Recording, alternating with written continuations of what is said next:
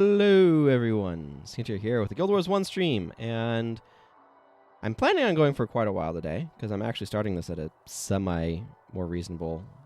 My clock says it's about 12:20 p.m. I'm hoping that the internet stays stable though, because yesterday it went down for like half an hour for no obvious reason. I'm suspecting that either we need to replace some cables, or our router modem combo unit, or something. There's something in the internet chain. It's not just me having problems. My sister's had problems, as I've mentioned before. But also, like, if we have to restart our modem router unit, it takes it for friggin' ever to reconnect. So, I don't know. Maybe it's busted. But, so, okay. I've got a couple of choices of things to do today. Try to enunciate. I've got this dervish that I want to get further so I can get more dervish skills unlocked. Because it turns out you get mocks real early. So that would be useful. I also have been, because you get Vec fairly early, wanting to get more elementalist skills. I think I'm going to start by spending some time on this elementalist, because who doesn't want to hang around pre-searing Ascalon for a while? What am I even up to on this character? Not much. I've been to... Okay, I've been to Foible's Fair and stuff.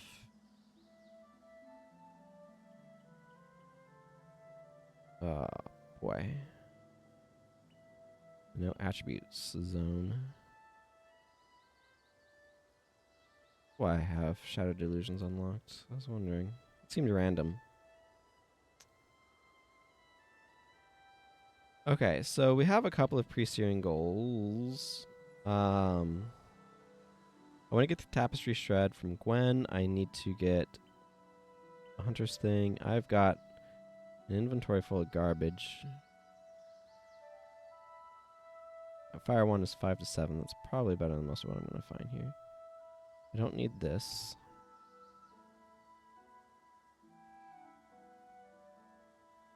Okay, that can be identified. This can be thinged. Most of this should just get merchanted. Okay. Been a hot minute since I played this Ellie.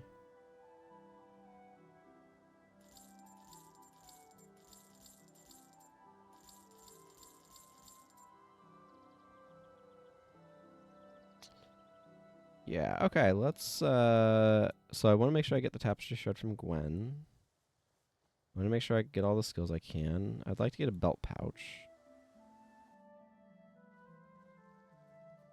I see red iris flower.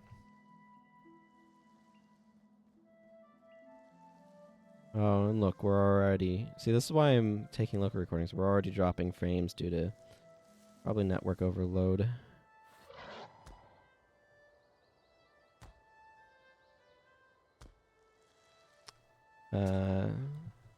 Some frames lost to rendering lag. Most of them due to...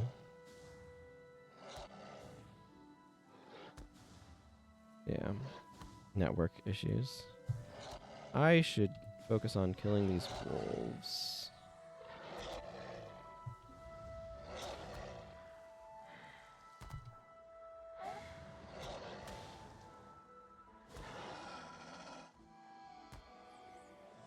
Probably should try to get this character through the searing today. Okay, what am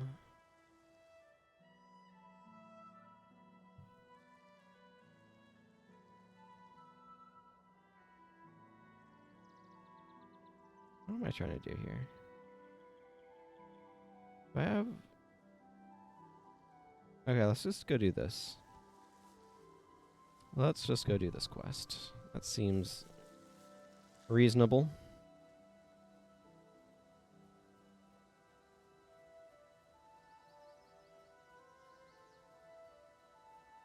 You ever just want to... I mean, I wouldn't actually want to be living here. I don't know that they've invented indoor plumbing in Ascalon. Dang. Is it beautiful here?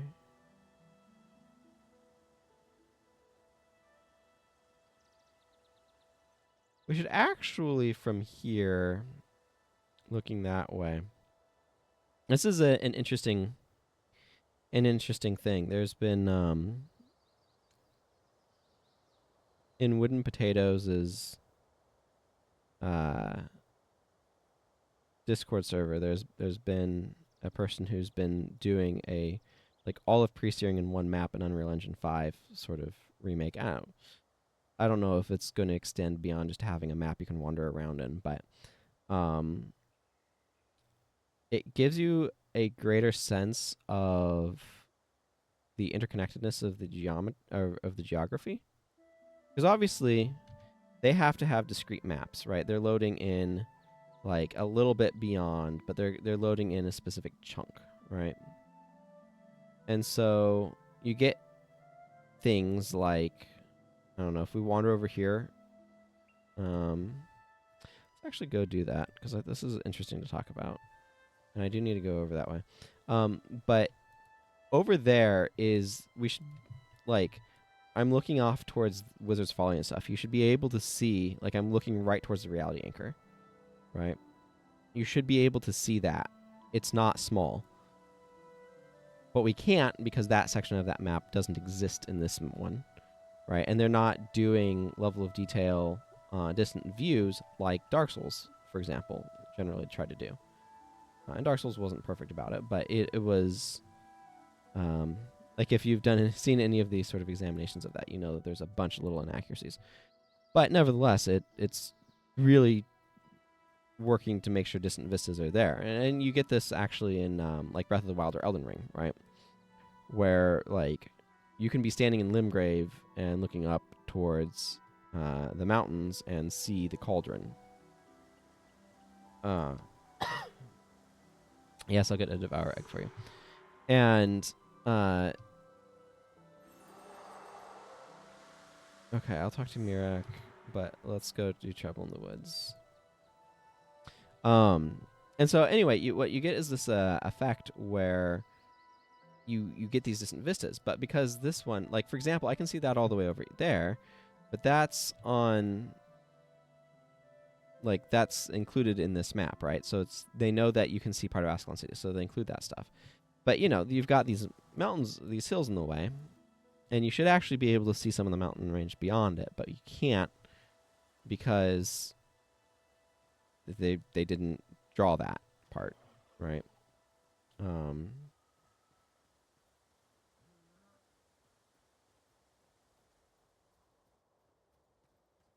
No, he got too far before I could flare him. Oh well. This is a terrible place to stand for a squishy character like me.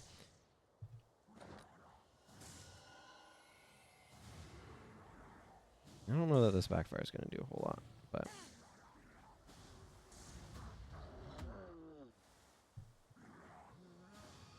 Notice how these enemies are just standing in the firestorm, by the way. That's how it used to be at first. Like when the game originally came out. Everywhere was like that, I mean.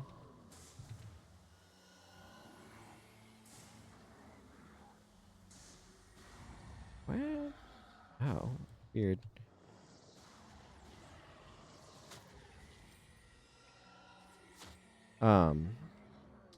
So yeah, it's just interesting to think about like this sort of how much of distant scenes do you actually show, right?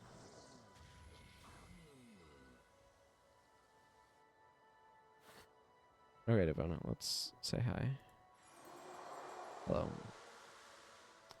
And because like it takes resources to render that stuff, and if players aren't thinking about like what can you actually see in the distance and things like that, you can get away with showing less. But like if we come up to the Regent Valley Zone portal over here, as I'm about to do, like they're showing part of the Regent Valley map past there, but most of that map is not loaded. Like if I go through this zone transition, there's probably going to be stuff that that we would see. Going through this zone transition, let's find out. Like yeah, when we're on the other side of this bridge, there's more detail now. There's things that we're seeing that we couldn't really see before on the other side of the bridge, right?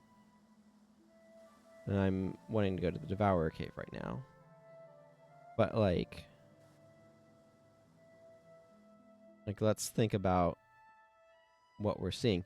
But also, this is the sort of thing that I was talking about, right? I'm looking down this water path right here, right? That distant shore over there should be visible,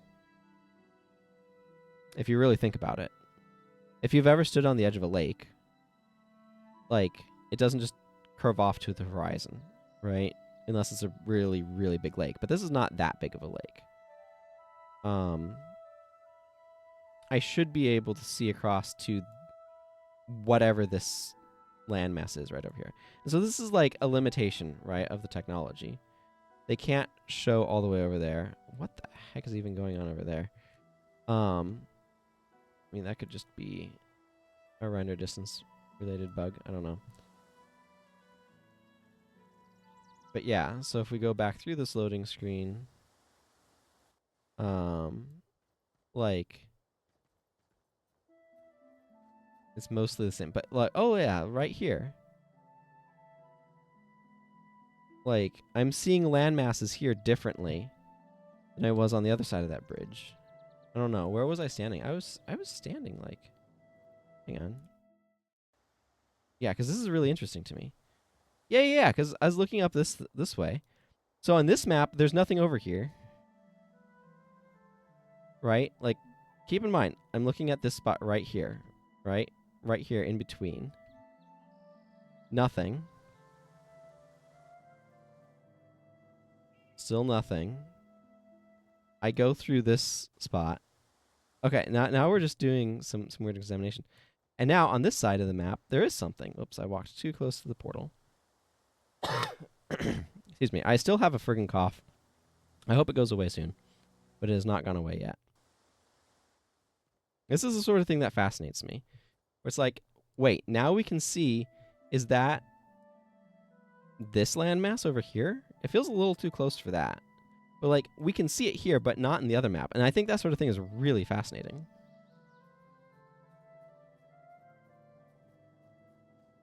Yeah, and if I go up here, yeah, that's definitely, like, because here you can see these edges. So that right over there has to be this. But we can still see out over there, right? So that's over to here. There should still be landmass over there, right, that we should be seeing. According to what's on the minimap. It's just really interesting to me, like, thinking about, as a game designer, like, most players are not thinking about these things, right? But what sort of stuff can you, like, quote, get away with, unquote? Because, like, over here, this is what we're seeing, right? So they've put this edge in, and there's a bit of rock over there, but it's still, the map has to end somewhere, and so the map ends along over there, and then just has an ocean plane going across, and we're currently dropping frames like crazy right now. That happens. Connection didn't fully drop. That's nice. There's a reason, again, why I'm recording these VODs. But so they have to have an edge of the map somewhere, but it means that they didn't put any level, or they didn't put any, like, low level of detail, but it's in the distance so you don't notice, stuff over there to compensate. Because, like, there should be a shore over there, but we don't see it because they didn't put it in. But they did put this section of, so, like, right along here, right? They basically have a up through there, right? They included that. It's over there, but they don't have that section in the Regent Valley map because the Regent Valley map is its own sort of large map, and they can only have so much. But it's just really interesting to me, sort of the way that these limitations play out. Anyway, we need to go get a Devourer egg from the good Duke. Actually, we're going to get 2 from him. There's a collector that you can get eggs from as well. He gives you 2.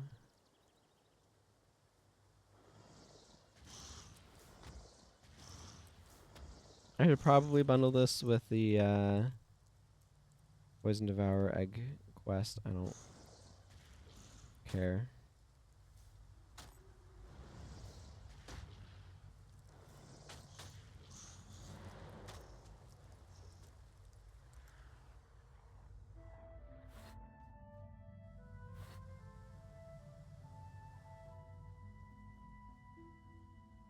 There was an egg.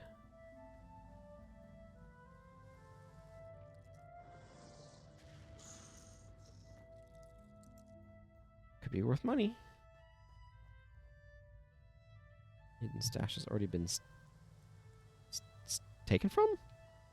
I wanted to try to say stashed, but that doesn't. That's the opposite of what I meant.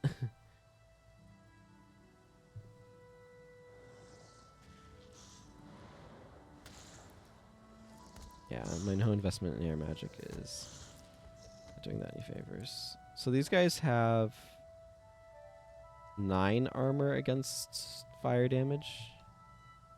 If I'm doing exactly printed damage, then the armor value and my strike factor are the same. And it's 3 times your level.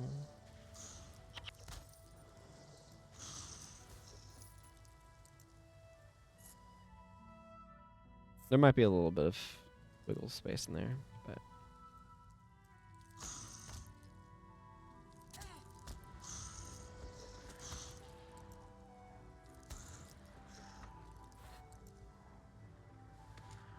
Okay.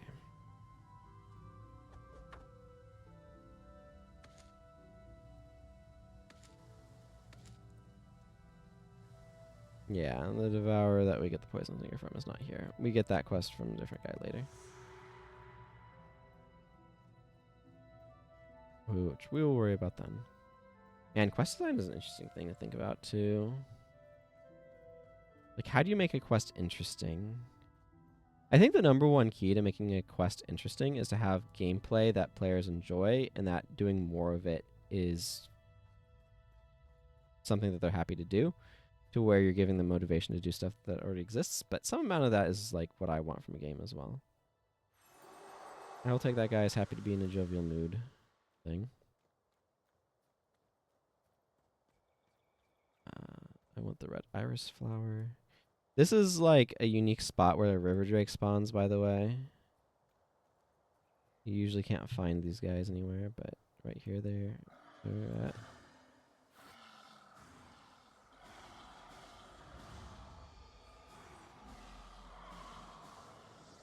One of my mini failed.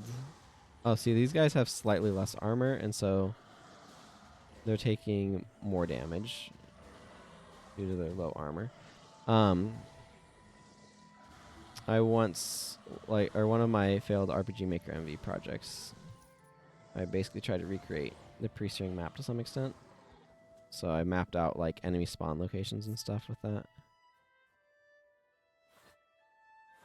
And this is a kind of a unique enemy.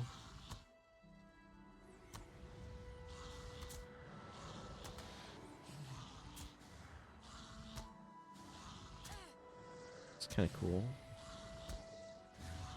Definitely has more armor against fire, though. You can see that with reduced damage from my flare.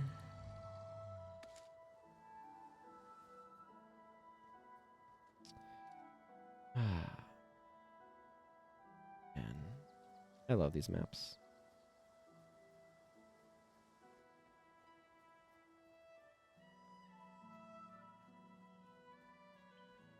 Wonder what Devour eggs taste like.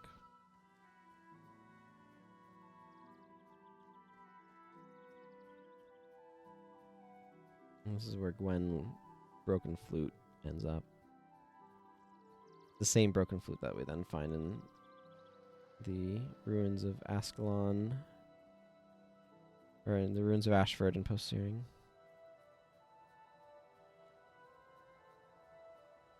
Yeah, there's Old Mac. Old Mac wants us to give him... excuse me. You give him a Devour Egg, or will. I think I kind of beeline stuff some with this. I gave her a flute.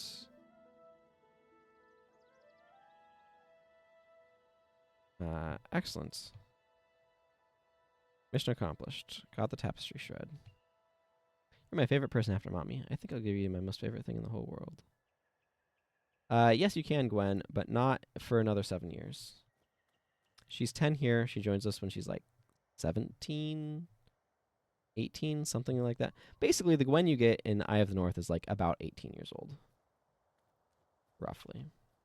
Hey, Haversdan. What's up? Become a more powerful elementalist. I think you should start with elementalist Azir.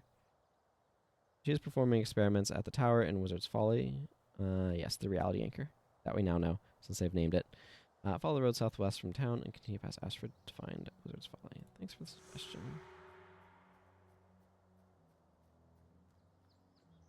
Old Mac. I believe you want a replacement egg for your bowl. This will become Joe the Devourer, his pet that you'll see later. You're the one who killed my bull Bill. 'Twas at Althea's bidding, sure, but that's not to me. You and that Althea woman won't compensate me. I'll take my case to the constabulary, and I'll get satisfaction. That bull protected my farm for all these years. We'll protect it now. You know what might do the trick? Devourer might, if I could raise it from hatchling and train it myself. Tell you what, you bring me a Devourer egg, and we'll call it even. What do you say? I say you've got a deal. So yeah, Joe is not that old. He's like, I don't know when this egg hatches. Oh, that's lovely. A Devourer all my own. I think I'll call him Joe. Come, Joe, let's get you someplace warm and dry. Shh, there's a good egg. So, like, Joe is not very old. I don't know. Again, I don't know when this egg hatches. When we see Joe in post searing, but you know that's like a 1 or 2 year old Devourer post hatching. Hey, Lady Althea, you're gonna learn more skills. Mesmer, Vassar. Yeah, have I done Vassar's quest? Probably. Just got some unfortunate rubber banding there.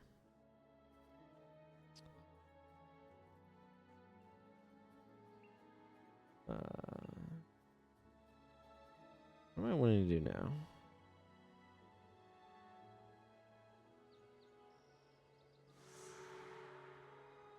I guess I might go visit Mirak.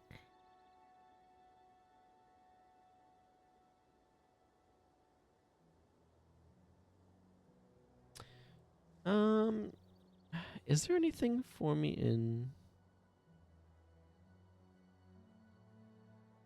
I'm gonna go visit Mirak. I'm trying to think of if there's anything for me in Duke Barridan's estate, and I don't know that there is. Mirak. Yeah, let's talk to Armin Saberlin.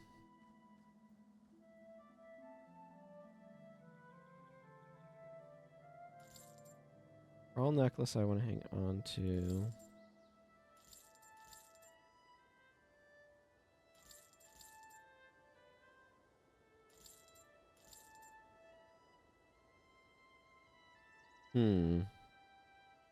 I don't think that's better than my current setup. I'm getting close to being able to afford an ID kit, and that's what I'm like waiting for here. Oh man, my poor frames. I really want to get that problem solved, but it's not something I can just like snap my fingers and fix. If I could, I would have done that already.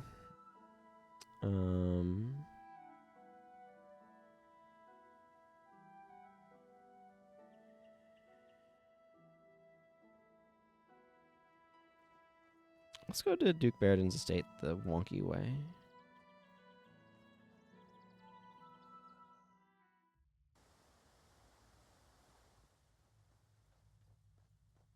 I can get Rites of Remembrance. I don't know if I'm going to try to do all the quests here in pre-searing or not. Part of me wants to for nostalgia's sake, and part of me doesn't. It's going to take a while. It certainly is not expedient to do all of them. Not about expediency, we're about fun.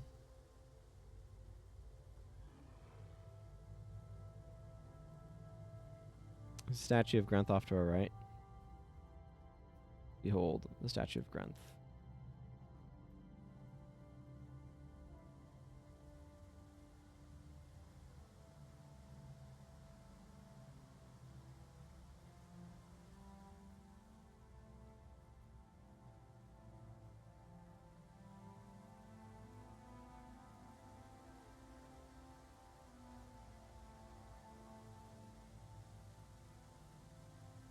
Gargoyles can drop skulls that you can trade in for marginally better armor. Although at these low levels it might take a little bit off. It's given that I'm going to be searing this character before too long, it's just not worth it. Time investment into getting the collector armor and all that.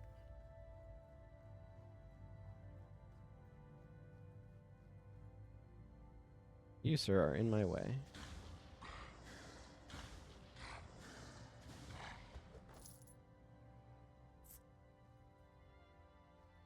Yeah, this area here is really cool. I've always liked this little, I don't even know what this is. It's like a little buried temple or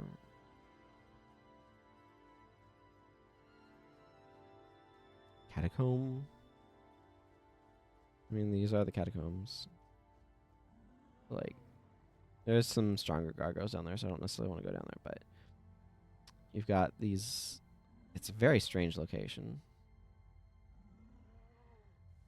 Very cool. The catacombs in this game are much cooler than the Ascalonian catacombs in Guild Wars 2, in my opinion. A lot of little varied locations within here, and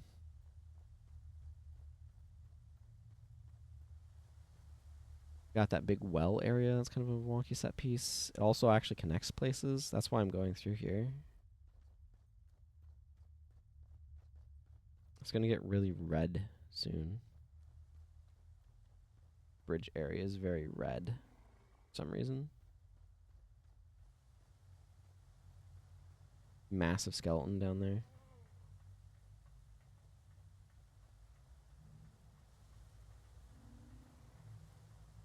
Heads that we won't see until... I mean, we see these later in the Ring of Fire. Neat little preview of these enormous skulls.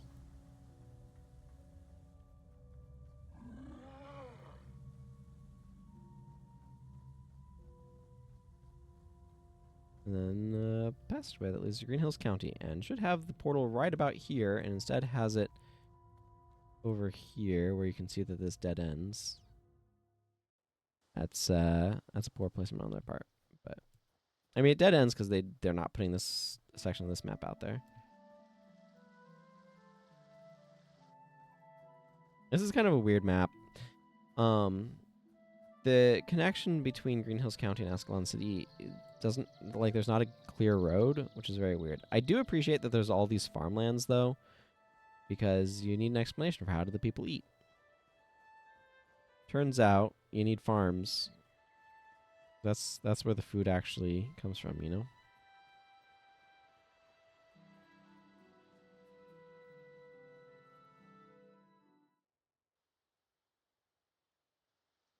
Duke Barrington has a quest for us. The Barrington estate is fairly small.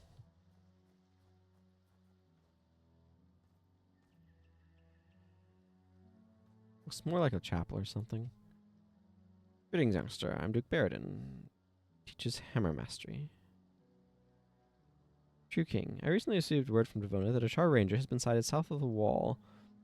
Tom and I will begin scouring the countryside for this creature. In the meantime, I need someone to go into Regent Valley, Fort Rannick, and deliver a message warning Lord Darren. He must begin his own search for this Char fiend.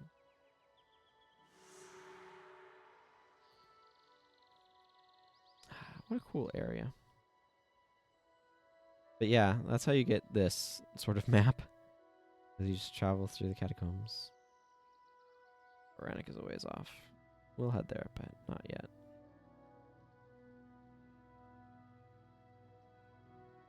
Okay, I'm gonna quickly look up my list of skill acquisition quests.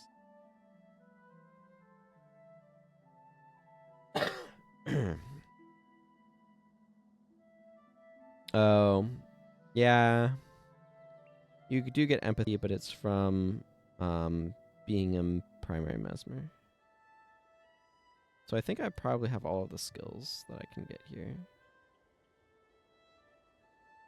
So I have Backfire, Shattered Illusions, Conjure Phantasm, Ether Feast, which is on my bar, and Imagine Burden. And then Firestorm Glyph and or Restoration, and then the magic ones. Okay, so I've done all of the skill quests that I'm going to be able to do here because that's how that works. Keith. Different way of spelling Keith. Armin Saberlin, I would like to tell you about Mirak's stuff.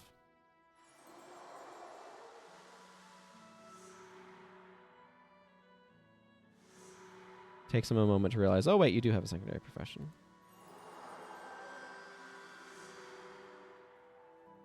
We will not do that yet, though, because that's to get us out of pre-serving, and I'm not ready to.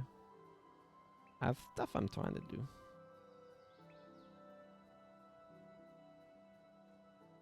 I'm not going to do Neymar's quest because the bees are extremely uncooperative. Hey, Lieutenant Lingmar. Baron Egan, I'm going to go talk to.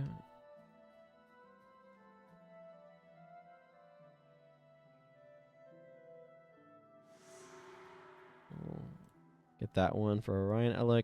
I believe he becomes a henchman, but his hair goes white somewhere during the searing. I don't know what's up with that. Baron Egan, I believe, should have 2 quests. Yeah, Poison Devourer and Bandit Raid.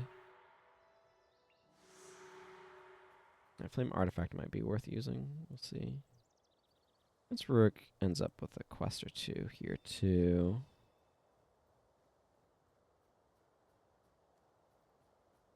Kimmy's the Historian is hanging out here. Kim's? I'm not sure.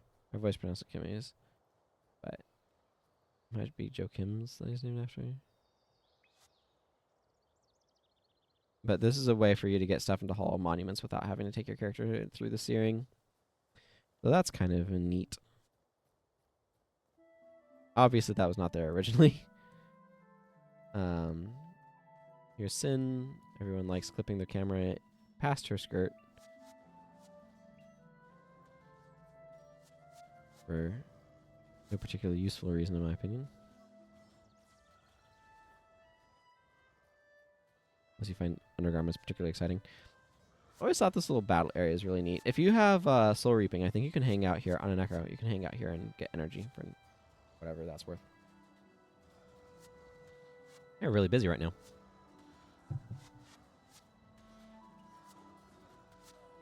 Nice little battle going on.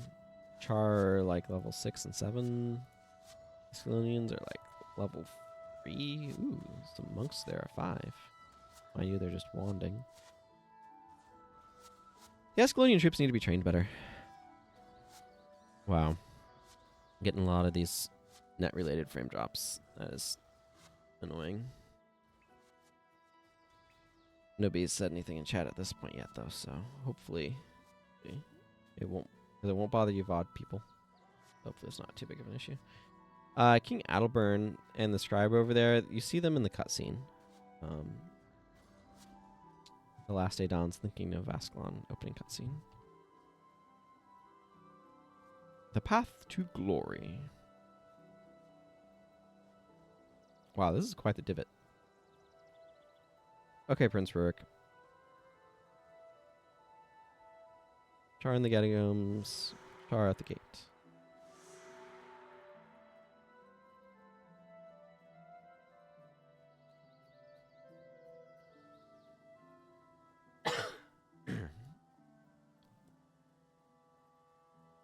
Didn't realize I hadn't set my character to auto run there.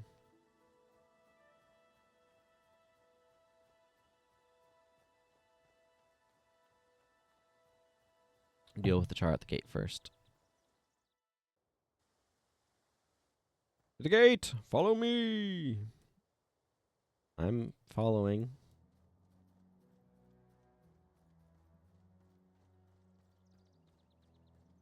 Oh, cool. I have votive candles.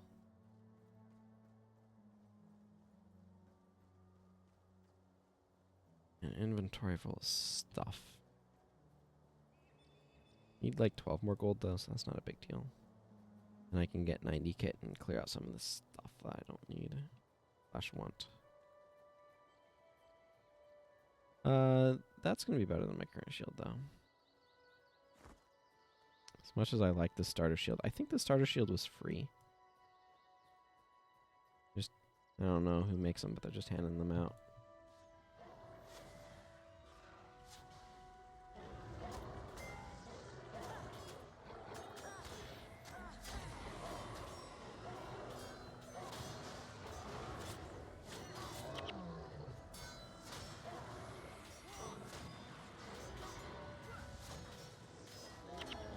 This does not last long. 3 seconds. Eh. Yeah, that's pretty underwhelming.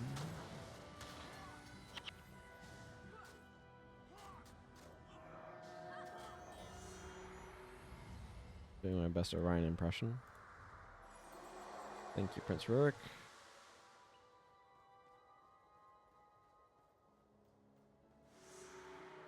Yeah, let's go do Bandit Raid.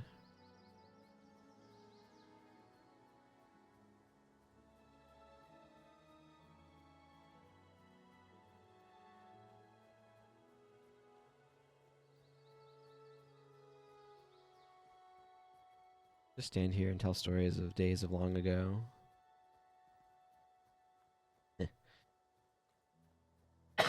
And excuse me as I attempt to deal with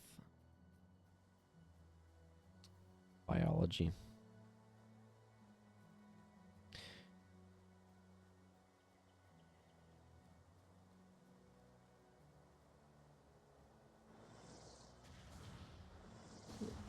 These guys are pretty weak to fire. Yeah, they're taking extra damage.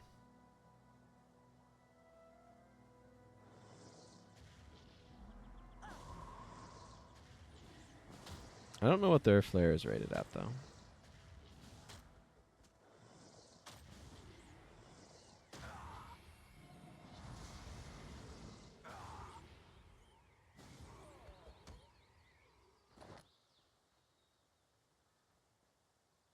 Could really go for some like gold coin drops. I think I'm going to avoid picking up that hidden stash.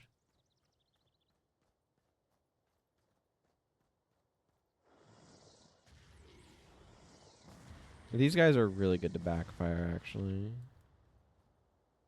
Unfortunately, flare is doing similar damage, but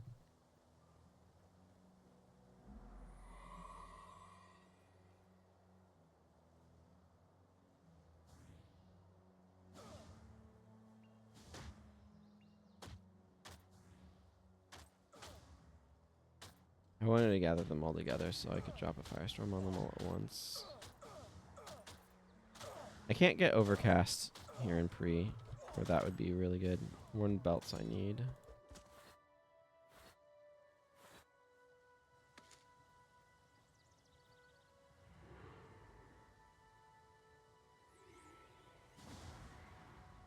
What?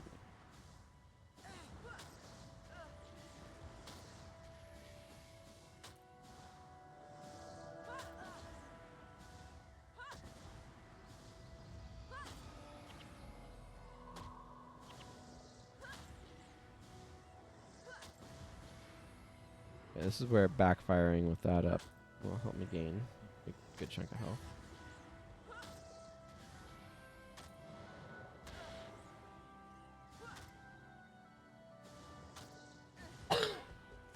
Okay.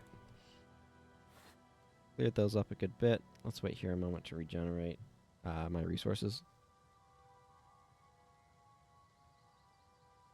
Stay hydrated. Or to keep hydrated, folks. Or to move around, too. I have a tendency to stay too static in my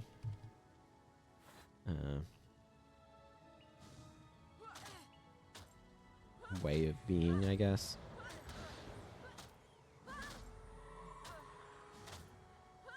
I think that causes me problems. Ooh, gold coins.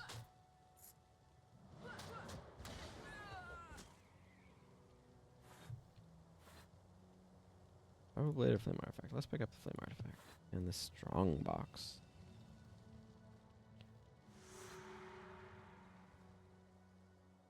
Now to awkwardly carry it. It's heavy, you know.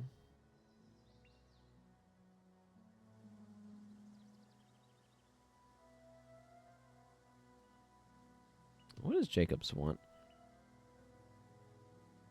Baked husks. You give a +3 energy offhand, and it literally doesn't matter which one you get because there's no requirements on any of them. Yeah, starter shield is free. Plop.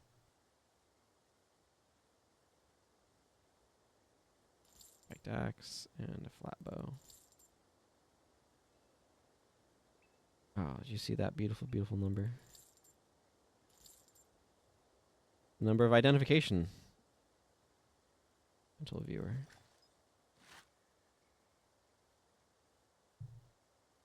That's a non-max shelter mod. It's not a bad sword, though. This early in the game.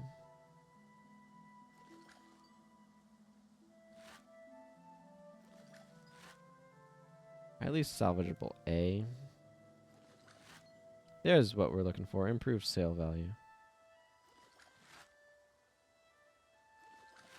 Improved sale value.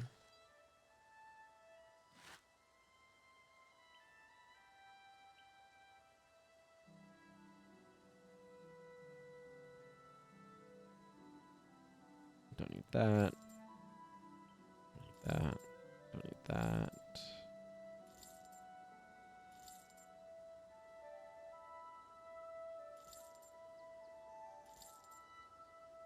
I'll buy one of your yoke or salvage kits. Highly salvageable means 3 iron ingots is definitely worth more than the base value, so well, we take those.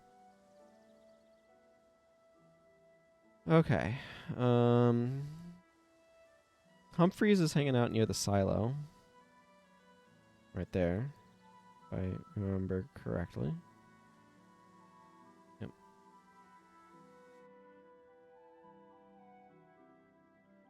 That is a lot of sway.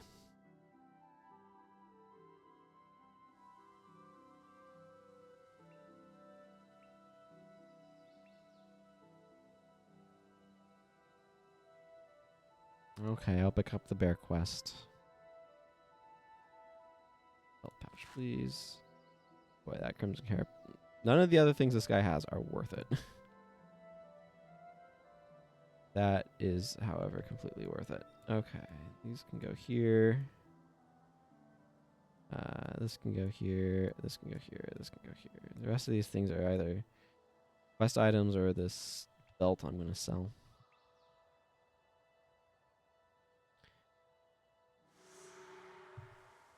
Little Tom's big cloak.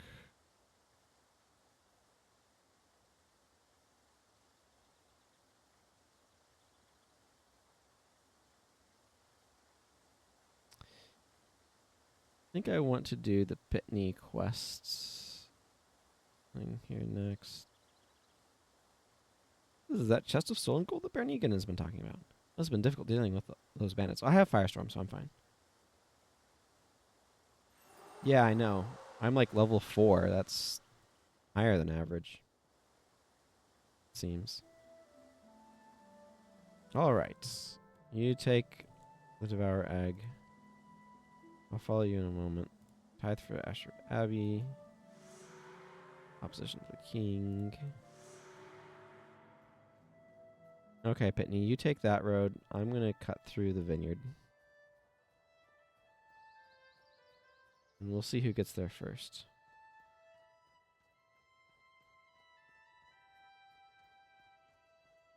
Nice that I don't have to wait on him. Or he doesn't wait for me. I can do this shenaniganry. I got here first, Pitney. Just wanted you to know that. I have a huge soft spot for this skin. This shield skin.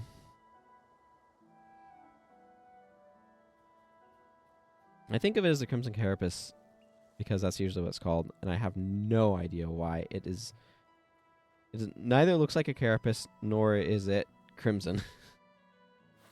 So, I mean, you could dye it red. That's something they took away in Guild Wars 2. In this game, you can dye some weapons. Not all, but some. In Guild Wars 2, you can't dye them at all.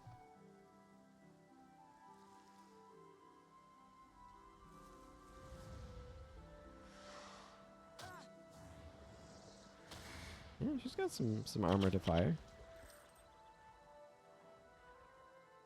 4 whole gold coins for me. Thank you. I will find your prize mowbird. I wanted to make sure to pick that up before going to look for...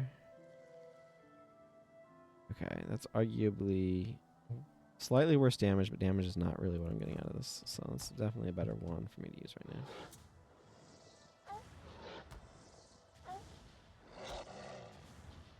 Barely, but it is. Pitney just over here stretching while I'm getting attacked by a wolf. What good are you, Pitney? Okay, I don't... That is not worth going over there to pick up. Okay, yeah, you know what? We'll take a longer trek. It'll be good.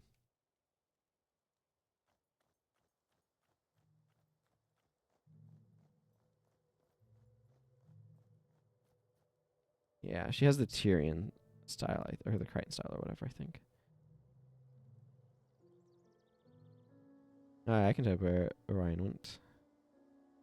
He headed out northwest past the road. He thinks he'll find some royalists there, but Vassar thinks it won't work. I hope he doesn't get himself killed, but he can't expect me to go tromping all over the mountain looking for him. Yeah, so the royalists are the people who... This is really interesting politically. I talked about it in the slow playthrough, I think, but I might as well talk about it while I go looking for him. But the royalists... So King Adalburn is a relation to King Doric, like the legitimate royal line for all human kingdoms.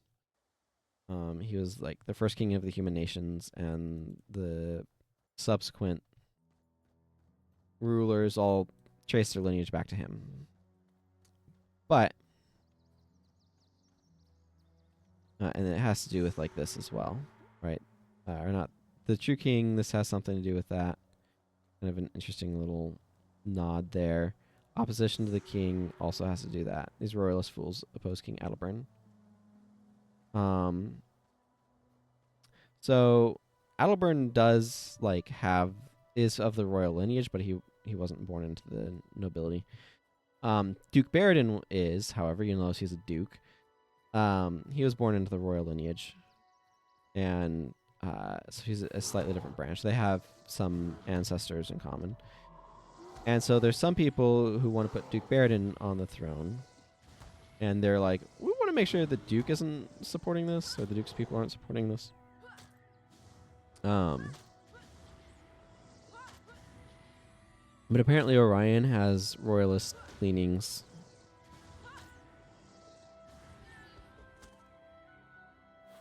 So, you know, that's a concern.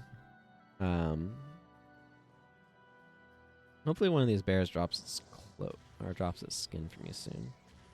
That quest as well. But anyway.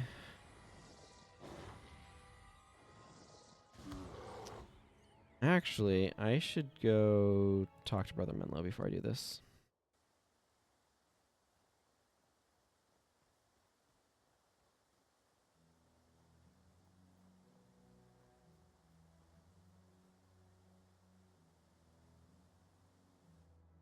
Okay, I'll talk to Mistress Mooney. But she's going to direct me over to Oberyn, I believe.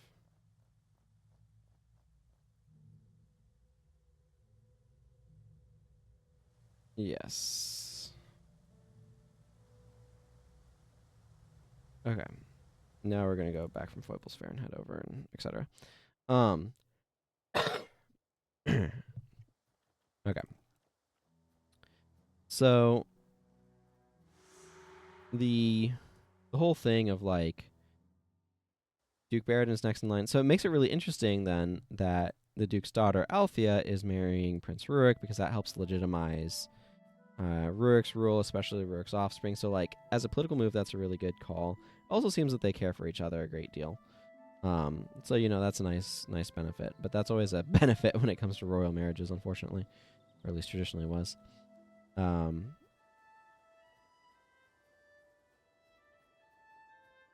about managing bloodlines. or if you're particularly finicky about it, things can get real wonky.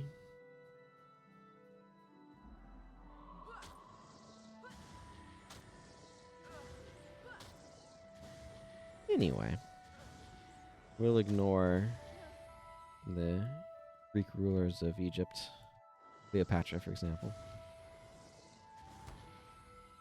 We're big into, let's just say they wanted to make sure that the royal line was as few members grafted into it as they could. Put it that way.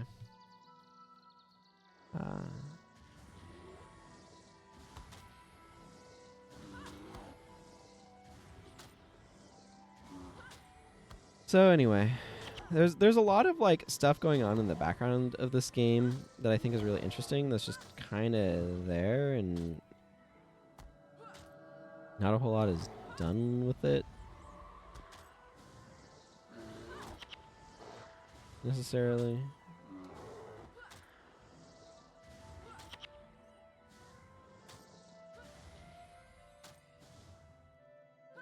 Which, like, is understandable, but there's a totally different take on stuff with this game where you have a lot more political intrigue going on and things like that. That's not the sort of game that this is, but those elements are there in the lore and or in like the quests and stuff, so you kind of see it in the background. And I do think it would have been cool to like interact with them more.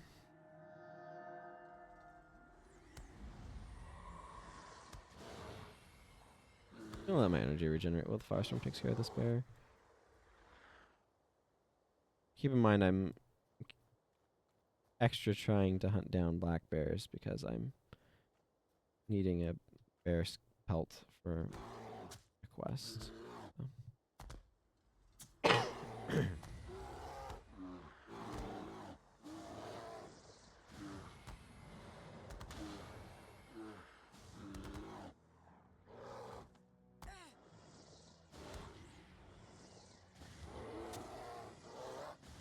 Oh, hello, other bear.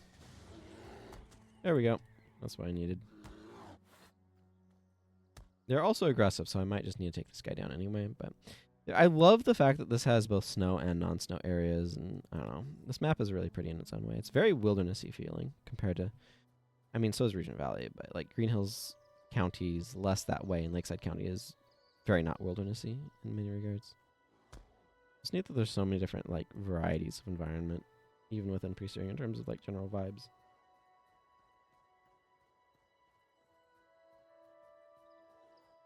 I was drinking some water and I have auto run on, but not turning, so I guess I could have reached over to the arrow keys option.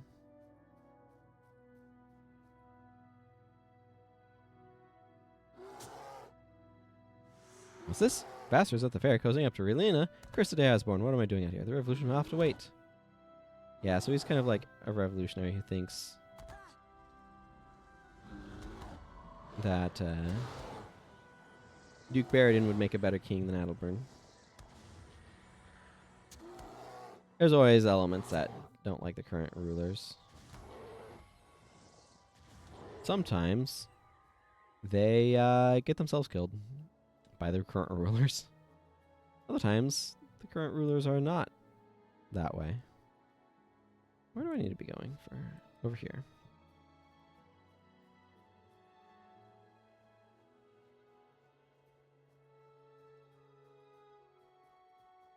Yep, over here.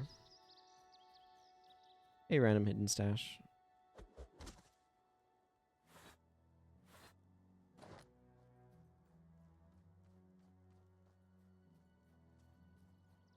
Think back those first days of playing this game and being excited. Ooh, what's this Giant Slayer's hammer?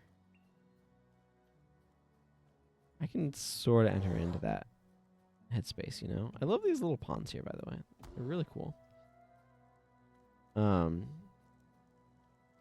It's a very different time in a lot of different ways.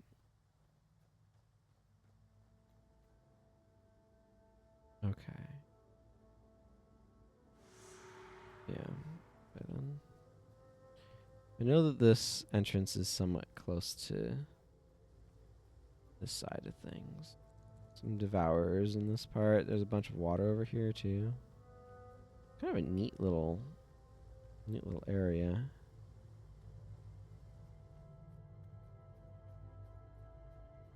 I think that's just a decorative spot though. Yeah, that is just a corner. Nice little corner. Spent a while in here mapping things out for that. Translating these maps into RPG Maker MV's like grid was sometimes quite challenging. Because I kept the north-south orientation the same, I unfortunately couldn't do the waterfall in Ashford properly. Which is a bummer, but here we are.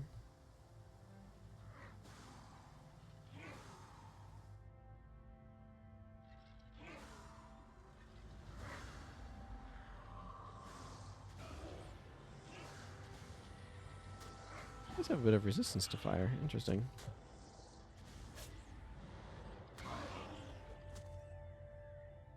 Bit of resistance to lightning too, actually. At least at my level 4 spot, their armor is overtaking what I'm able to do. It's alright.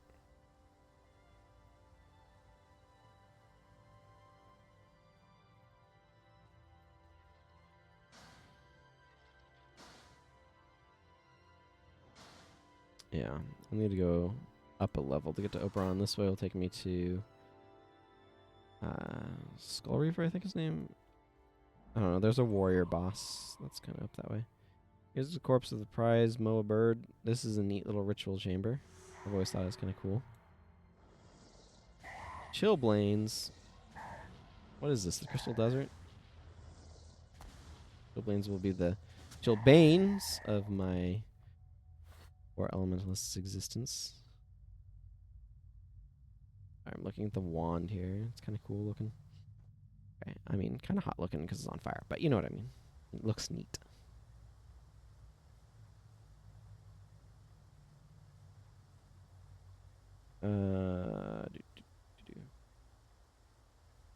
Burn the catacombs.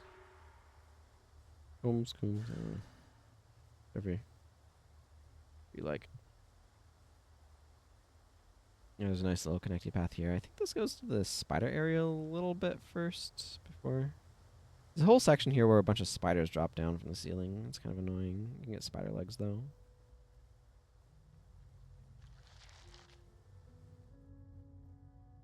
Like I said, spiders.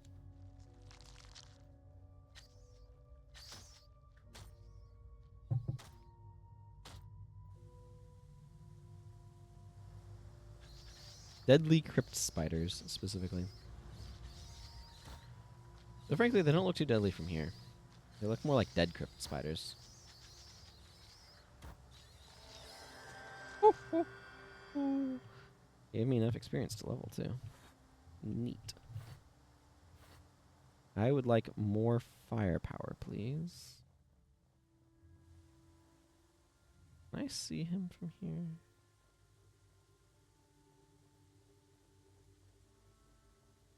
Yeah, Skull Reaver. There it is. Oberon the Reviled.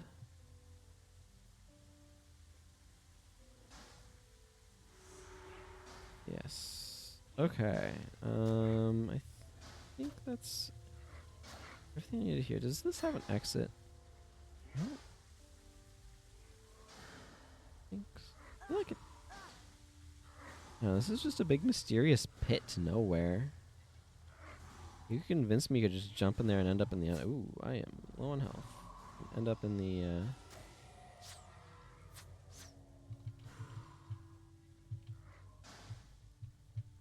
This actually can help. And end up in the underworld. Where does this go? Ah, yes. This goes back into the main area.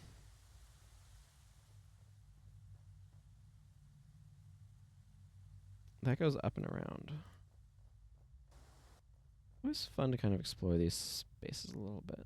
I think this goes up towards, yeah, this goes up towards the gargoyles, towards County. I think I'm actually gonna switch over to Rites of Remembrance. That's all the way over there. Okay, so that's not worth going to.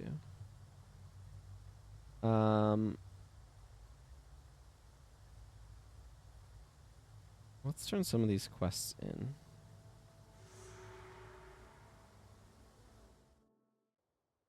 That seems like a good idea. The approximately an hour mark. Praise Dwayne, I'm so relieved to know he's left the Royalists. I feared he was lost to us forever. Left is a strong word, but he's more interested in chasing women than chasing Royalists. Let's put it that way.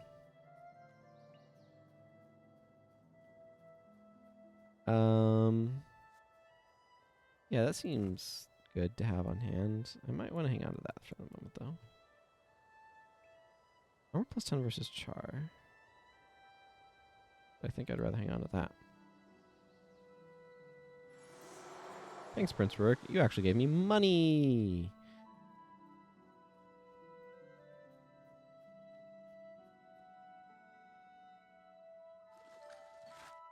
Nah, that's not worth. Not worth. Okay. Salvage charges are worth more than that.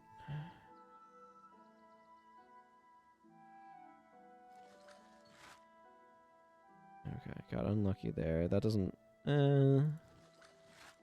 Salvages to a dust. That's probably also not quite worth it, but whatever. We did it.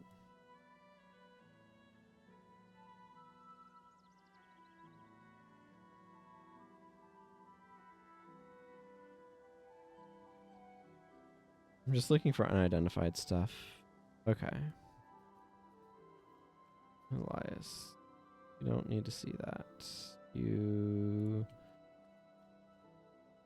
cannot buy things.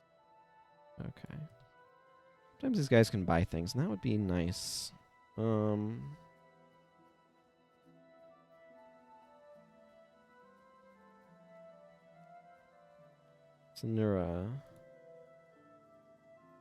I'm gonna talk to you. I have business with you. We're in District 2, by the way. Priest here and be hopping.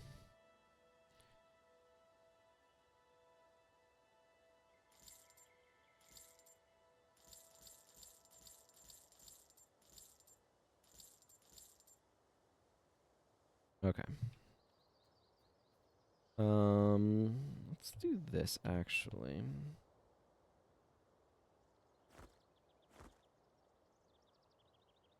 So I have a shield set and the energy set. Okay. I need to go to Regent Valley. I do need to talk to Elementalist Azir.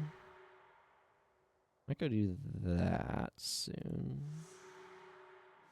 And I've got business in Ashford, so let's go to Ashford first. Take care of turning in some quests there. Tell Pitney about his poor Burb. Burb did not do well. And talk to Allison.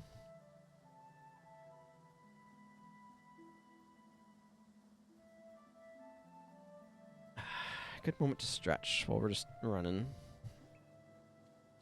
Auto-pathing the NPC. Thank you. You made that quickly. This is a video game, so we don't have to wait for the crafting process.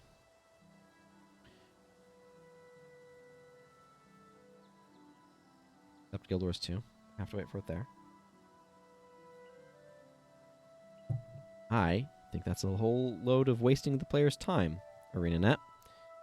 You're generally good at trying to respect the player's time to certain extents, but I don't think there should be. When you hit craft in Guild Wars 2, I think it just should be instant, and there's no reason for it to take longer. And especially some of those items take really long, and I think that's a poor element of the design. Let's say. Okay.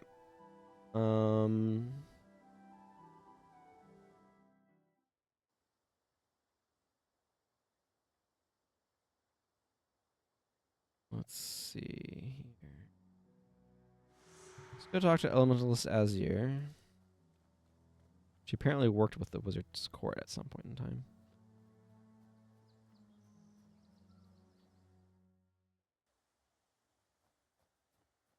I find it interesting that chain armor commonly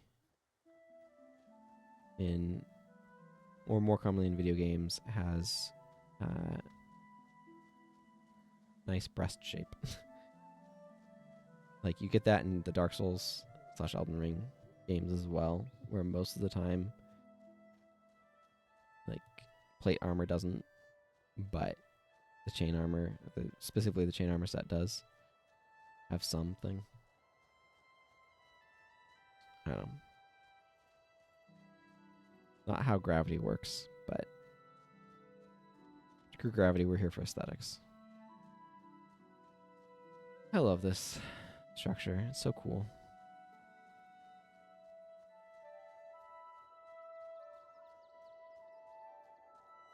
They definitely made it wider set in Guild Wars 2.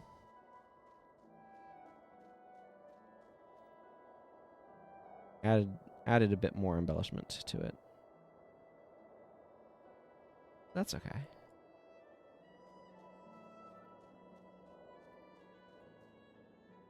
A new student, excellent. I think we can work out something to our mutual benefits. Once you've learned the skills I have to teach you, you can look for other trainers to learn more skills.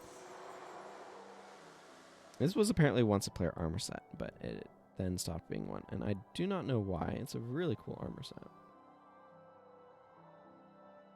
Makes me think of the Burning Force in the Fisher of Woe.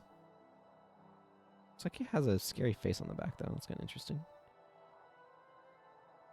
Reminds me a little bit of the Gibdo Moth Queen in Tears of the Kingdom.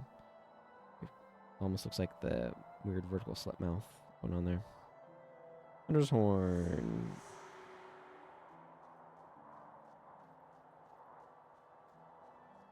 There's going to be a little bit of a trek, but that's fine. We're going to enjoy it. Interesting stone lengths. Stone, I don't know. Interesting rocks there. Where am I trying to go? Well, wherever it is, I won't get there by going here, apparently.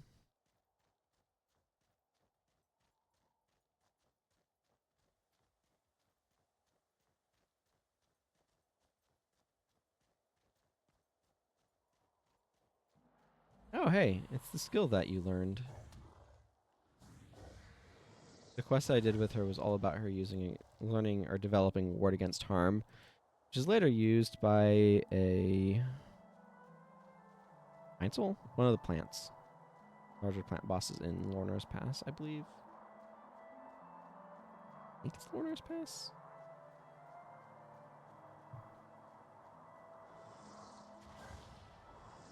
These guys are very weak to fire. As you can tell, they're taking double damage. Me at level 5. So I have 15. They have to have like maybe 7 armor or so.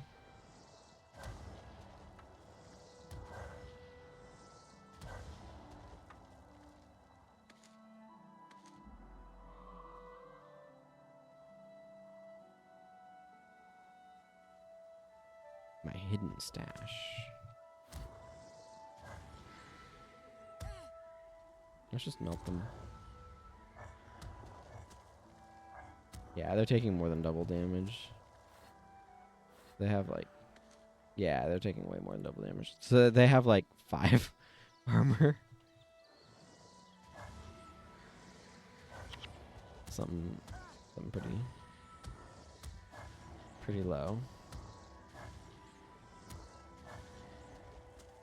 Weird that they're dropping flame artifacts, but that's what happens when they get random assignments.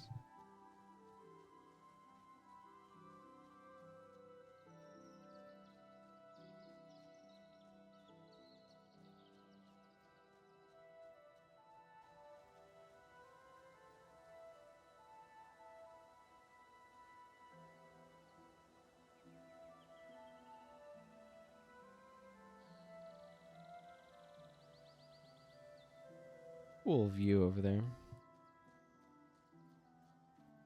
I enjoyed it.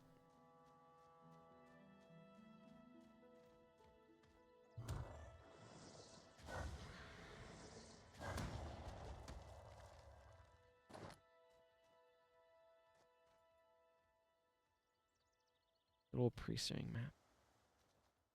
This is a spot that people probably don't come to very often because there's nothing specifically that requires you to come out to this area.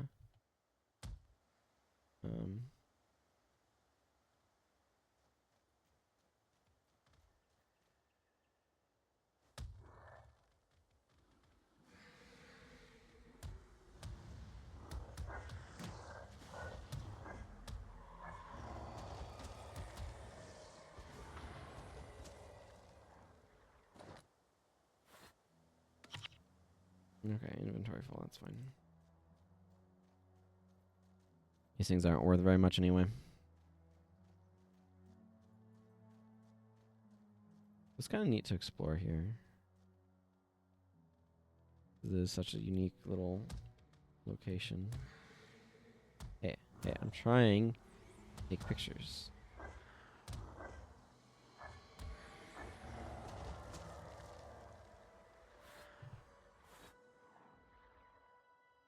Hey, there's a Dolyak.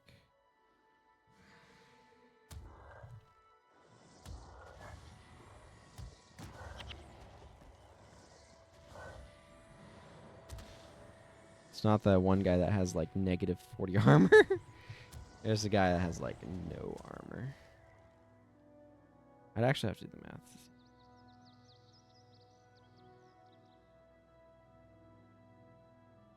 There we go. That's what we're wanting here. Okay, Enchanted Lodestone can hang out there for all I care. I don't care about it. Not worth trying to make space to pick it up.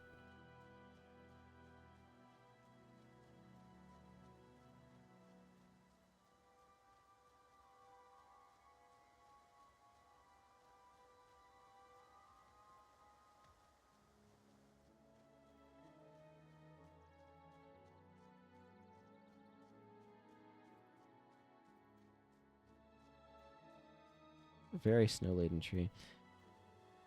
And those sorts of things before. Oh man.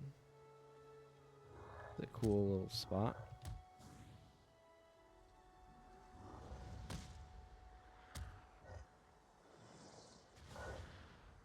Oh, that's just a regular stone elemental.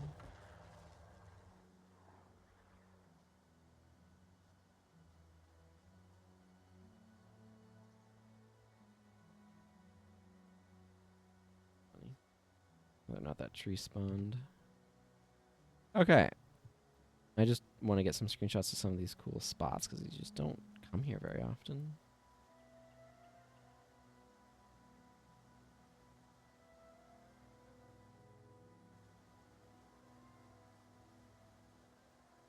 These large aloe seeds can potentially drop useful stuff. You do have reason to come over to there for a quest with Aiden. I believe.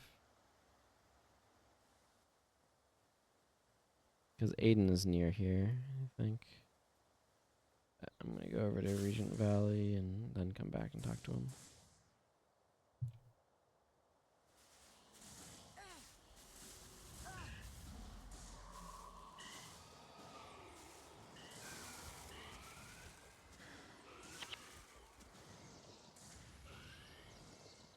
I don't want the aloe root, but I do kind of want the natural seeds. So I'm going to drop this earth staff and go pick up these unnatural seeds. Yeah, natural seeds will salvage plant fibers. And they were very generous about dropping them. So, because plant fibers are a useful crafting material that's somewhat harder to acquire. Actually, I'm going to pick up that scale fin also.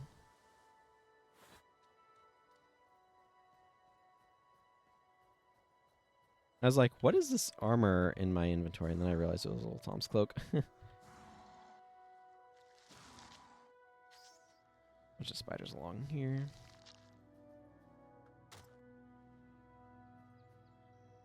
taking a jaunt through the Ascalonian countryside. Remembering what we lost with the searing. You know, all that. Important business.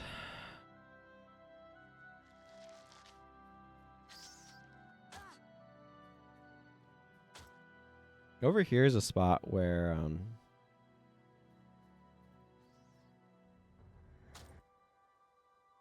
if you look at some of the older videos on my channel, like the end screen now is my senior character running to Minister Cho's estate. But originally, I had a warrior standing here with a wizard's tower in the background. There's a distinct bird call that you could actually hear in part of it. Unfortunately, the video file for that itself was lost when I had a hard drive failure, as far as I can tell. And so I don't use that one anymore. But in other news, that's also why I don't buy Seagate hard drives anymore. That's not specifically why. It was a Seagate hard drive. And then I got a new Seagate hard drive and it seemed to be potentially having problems. So, yeah, I don't use Seagate.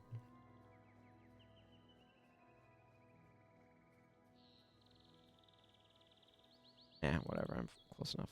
I don't think I need inventory slot for that because I'll just replace it. Hitachi. I've had a Hitachi drive that's been functional for an extremely long time, although I'm not actively using it right now. Western Digital has been good for me.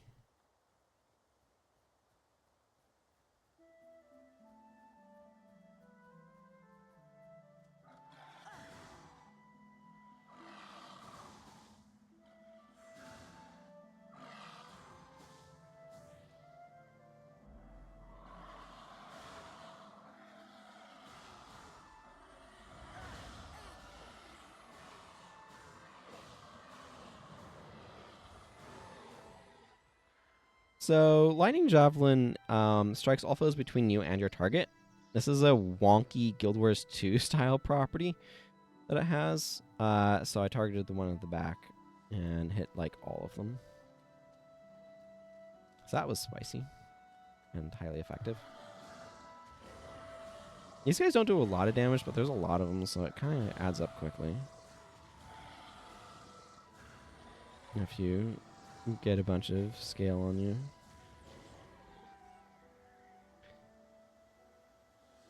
Getting a lot of experience from fighting these enemies solo.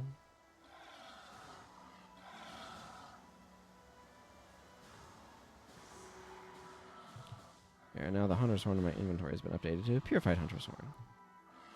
Well, that's cool.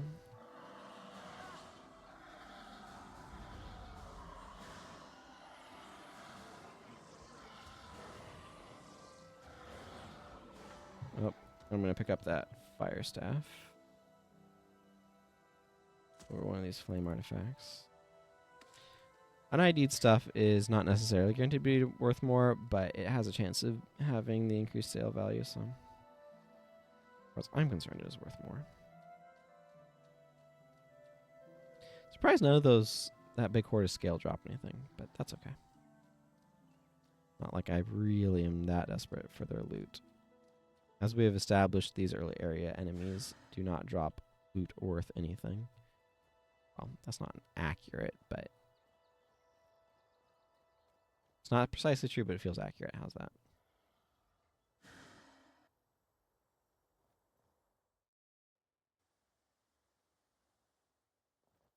Yeah, even here.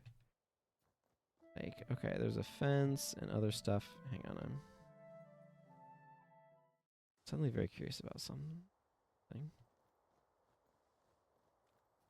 Okay, we see that fence. Okay, yeah, that is brown over there.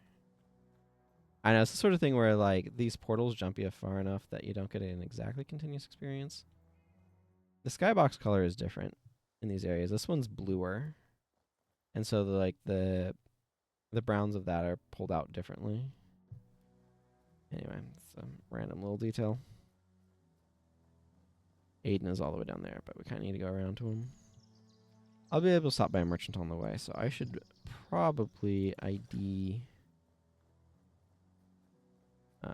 things that I will ID. Okay, highly salvageable. Doesn't realistically mean much here, but alright. Mindel is a collector. I think it's Arnaud? Is it Arnaud in here? Or am I thinking of a merchant in a different spot? We'll find out. It is Arnaud. Go me. Why do I remember that? I don't friggin' know. Ah, enchanted lotions. Here's a spot where I could get Kraken gloves, which are kind of nice looking. Like the flared wrist. Big sleeves are really aesthetically cool, but they can become very impractical and annoying. Okay, I don't need those.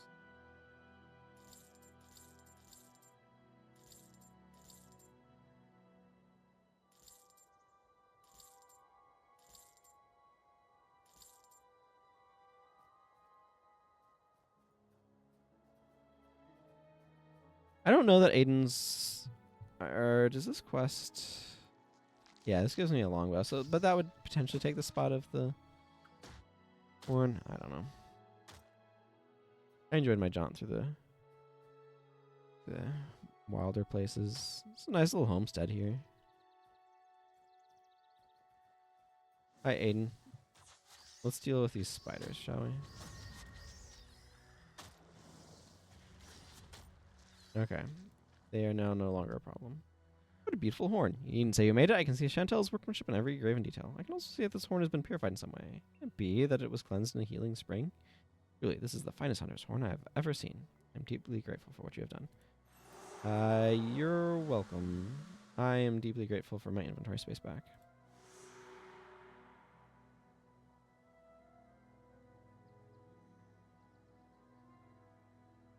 Would it be... No, surely not.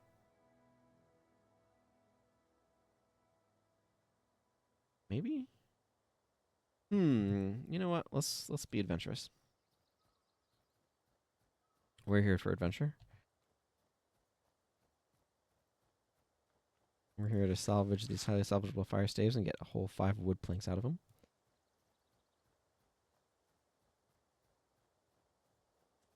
I mean, for no attribute like starting bow, that's not bad. I was suddenly struck by being able to see the tower in the distance, or the reality anchor in the distance. Excuse me. Arnaud, I have a bow. Aiden gave it to me, but I don't want it. Thank you. Count still needs wood, so I'm happy to save up on it. It's cool to be able to see it in the distance, but you should be able to see it in the distance from Ashford as well. I believe. It's kind of cool to think about. What I'm thinking is, if I go this way, I might be able to go grab Mary Malone's apple basket if it's there early.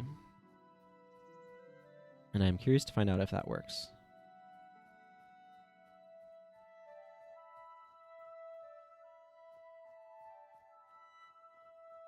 It seems like fun to me.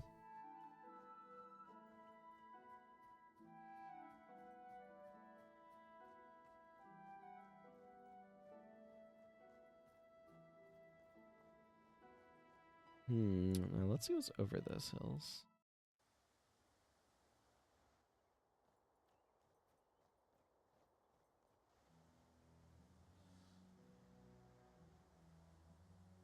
Hang on. Okay, here's Regent Valley from the Regent Valley side.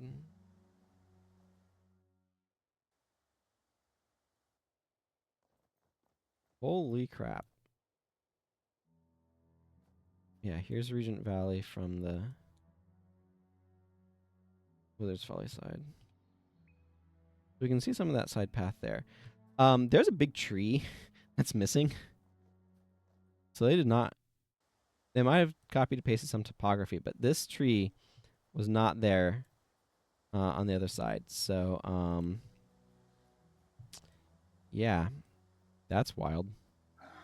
I mean, again, I expect some inconsistencies, but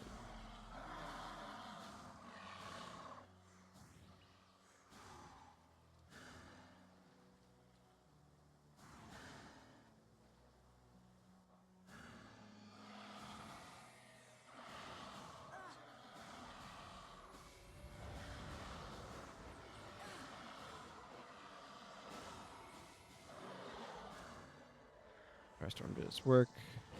Boy, that's a good way to farm experience, let me tell you. Unfortunately, these guys are just wanding me. They're not even casting spells.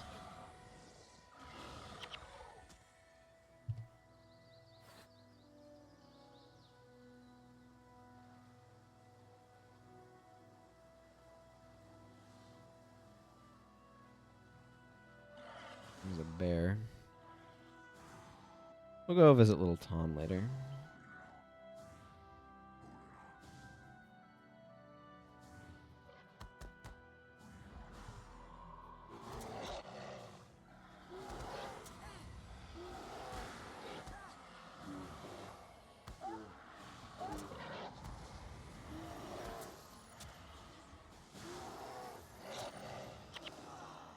They got me.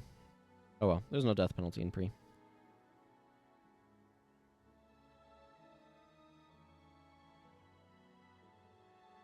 Where's I'm gonna be resurrected?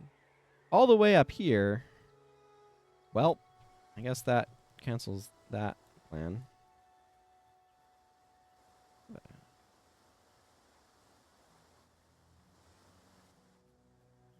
just gonna go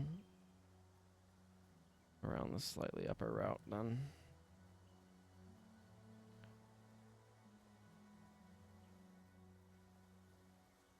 I'm a little bit annoyed that I was so far away.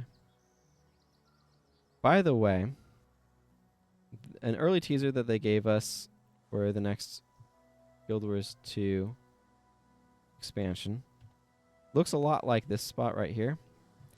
It is not.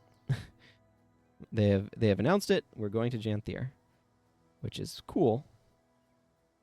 I am looking forward to seeing it.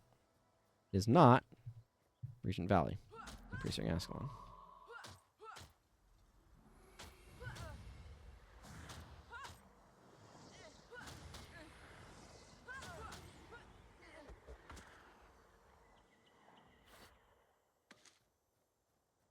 This is another spot.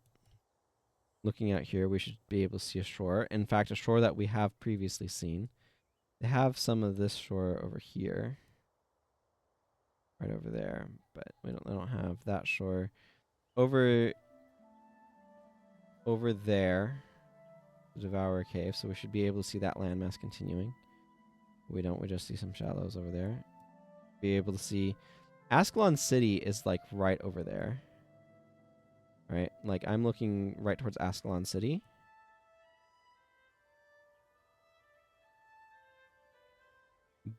But you can't see it.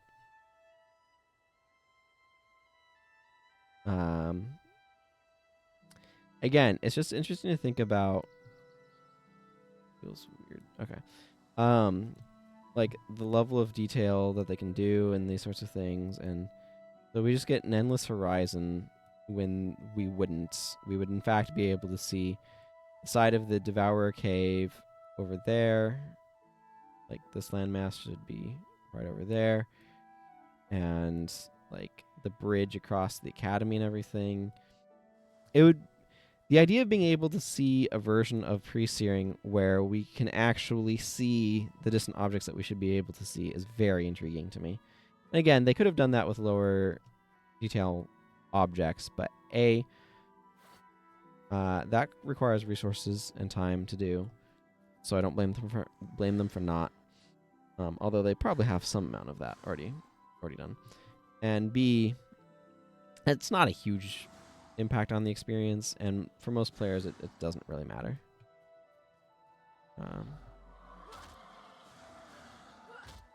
It's something that I can see them wanting to do, or being more interested in trying to do now, but there's also like draw distance considerations. Remember, this game was from 2005 originally, so that's also going to limit what they were doing at that time.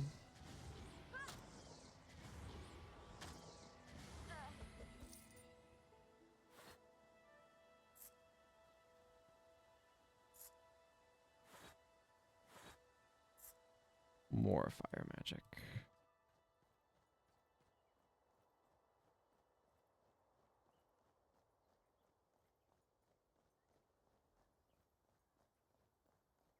We slowly march Flare up in power level.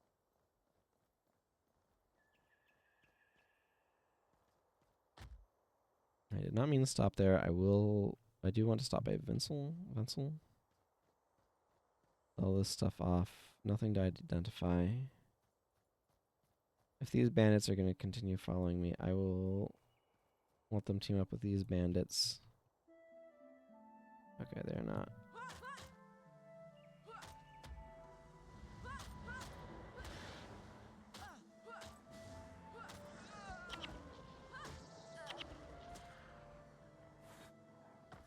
Hey, those bandits that I just killed in front of you, how'd you like their stuff?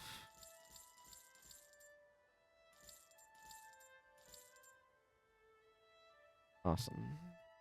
Thank you.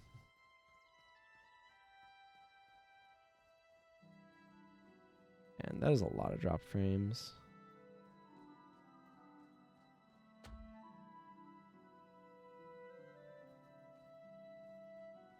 It's interesting to think, like, it's not necessarily something that I'm going to do. But the idea of, like, daily 30-minute episodes of something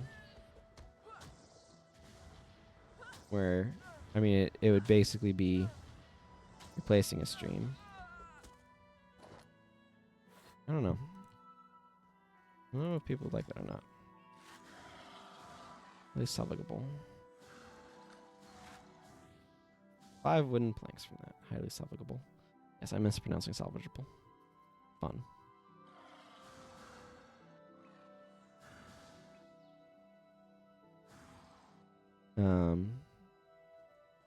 That's something that I did back in the day, but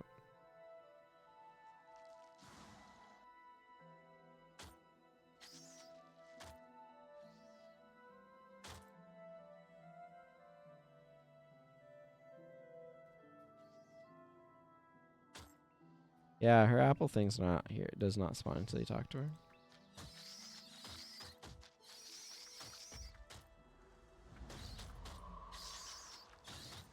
This is where having the serrated shield comes in handy. If you have a stance anyway. So you can use the stance to get -2 damage reduction and completely nullify everything those spiders are doing. They're only dangerous because there's so many of them. Which results in a lot of little attacks.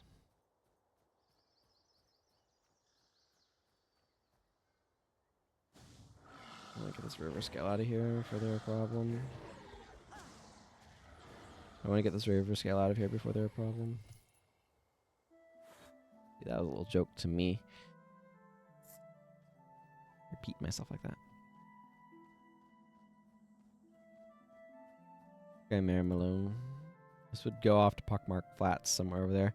I would love a version of Ascalon that is more complete, but also all pre-searing, like before some of the destruction that's happened. Yeah, Mary's level 1. Because, like, you know, they had a territory north of the wall at one point in time, right? Jaskier was up there. Sirmia was up there. And it would have been cool. It would be cool to have something set in a time period where we can see that stuff.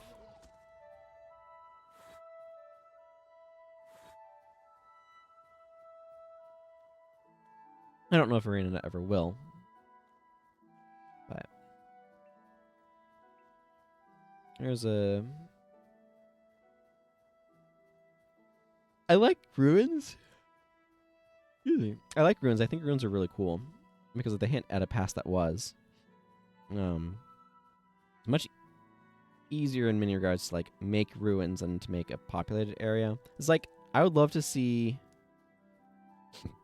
like Leyndell from Elden Ring before it was ruined, you know? Because when we get there, it's already been it's already partially ruined and been sealed up with wax in some spots and.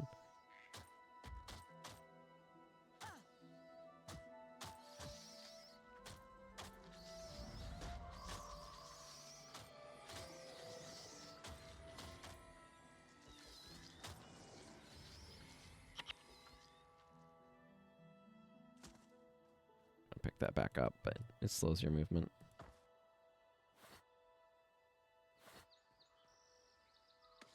Item spells from the ritualist don't slow your movement, but most bundle items do.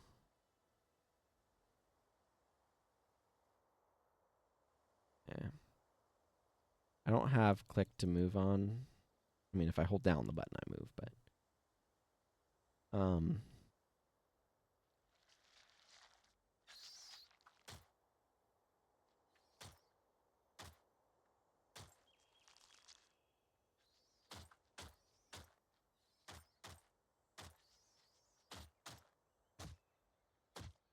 that means I can't get like a side profile view of this until I get closer. I have to be running towards something, you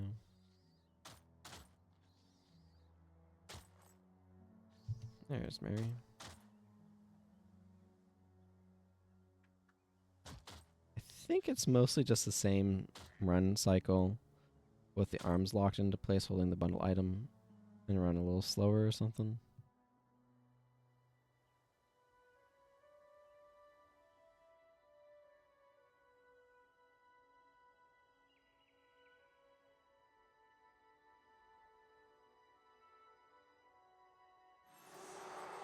There you go, Mary.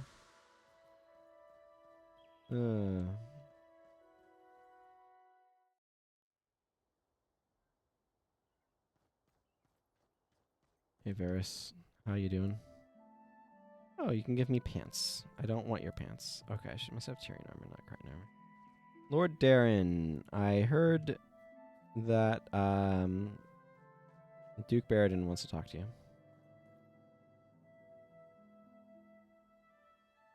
So far from the conflicts at the wall, have ample resources to hunt down this char. Barradin is fortunate he's so skilled a warrior, else he'd learn to regret being such a poor diplomat. Thank you. That's one of the highest experience rewards in Pre. There's actually quite a few people down here. That's neat. Hey, Hatcher. How's it going? Hatching any plans? Give me Crichton robes for my unnatural seeds? No, thank you. That is a waste of my unnatural seeds.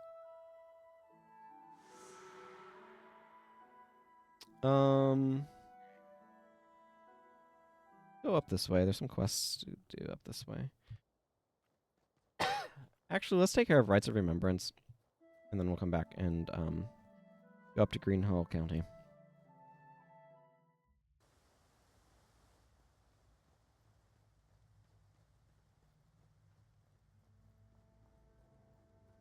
I also need to remember to go back to the Devour area.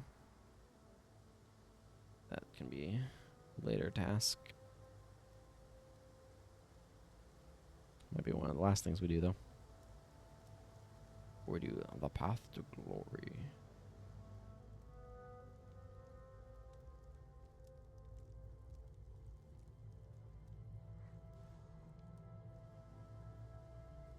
Remembrance Brazier.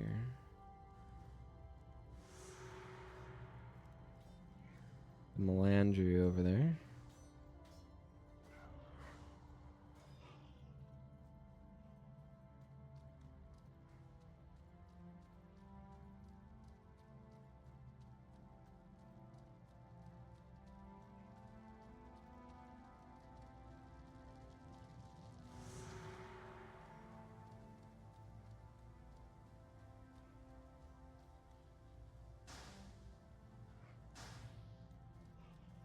And for Dwayna over here, that's right.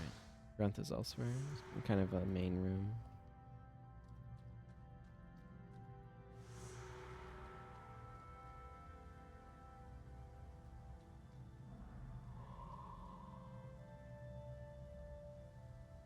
Wait, Raging Cadaver. I need to heal. Thank you. This poison swamp water, excuse me. Spell. While in the swamp water, you lose health over time. And, you know, if I had a sort of... So the number one thing I want added to this game, and I've talked about this before, is I would love a way of getting weapon mods, like a weapon mod trader, or maybe weapon mods purchasable for like copper Zyshen coins or something. Not too expensive. Certainly not gold Zyshen coins. That's way too much. But like, if there's a weapon mods trader like that to me would be like the number one thing that I'd want added to this game. Something that's way more ambitious that I would love is some sort of like guild raid sort of thing. I don't know the best term for this, but basically where you can set up NPCs to defend your guild, and you can customize their skill bars and stuff. And then you can take yourself and a team of heroes and go and raid other people's guilds or their guild halls. So that way there's some use to guild halls other than GVG and like hanging out for NPCs and stuff.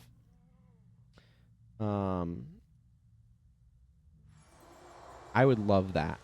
I would love something like that. That is extremely ambitious, however, and not something that I expect ArenaNet to do with what limited resources they currently have available to them.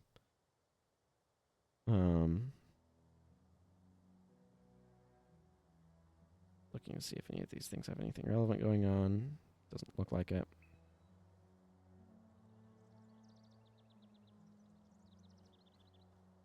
I do need to go to Little Thomas Cloak, but we'll do that in a bit. Okay, Spence. I would like to offload a bunch of random junk I don't need to you. Thank you.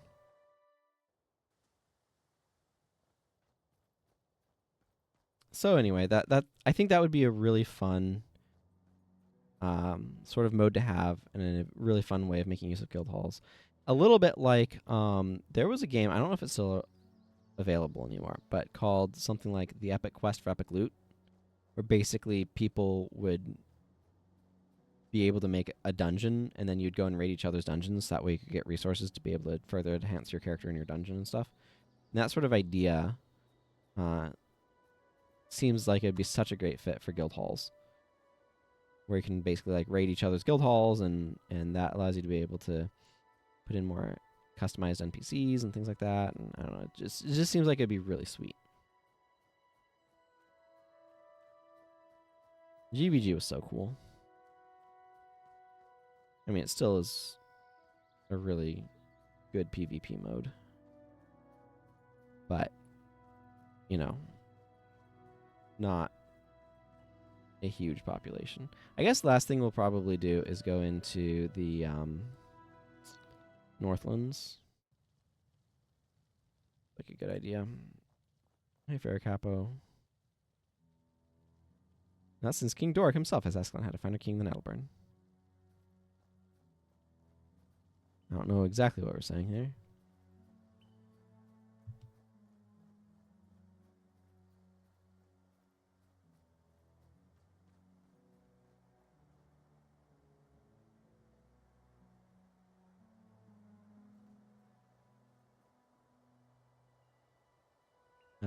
Yeah.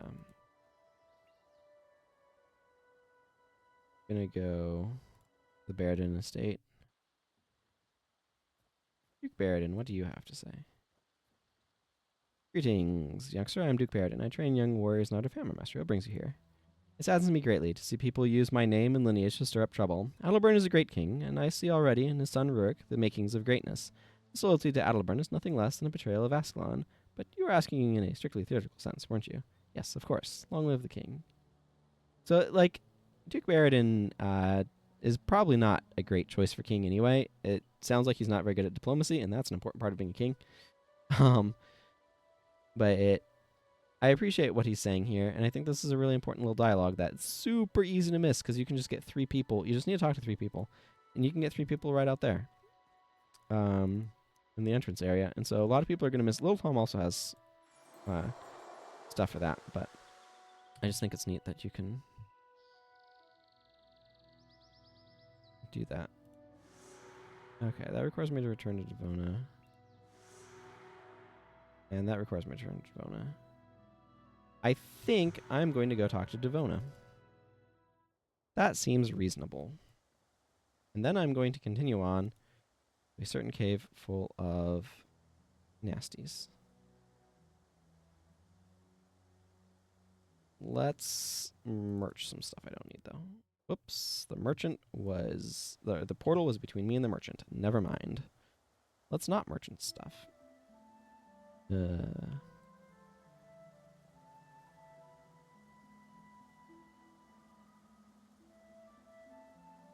What I'm liking about this spot right here is seeing that the mill kind of off to the side in the distance there. That's really neat. Of course, the parallax movement is part of what really makes that look cool. You don't get that in a still shot because a still shot doesn't have parallax. Parallax is where things in the distance move less quickly relative to your frame of reference than things in the than things proximate to you. Basically, close to things pass you by faster than things in the distance. So it's part of how you can get a sense for distance. Thank you for delivering the tide. This also gives me a skill point.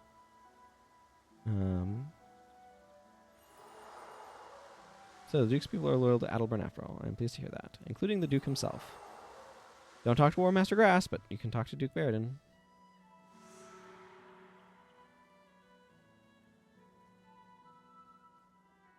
There's the distance. The academy in the distance. This is very cool.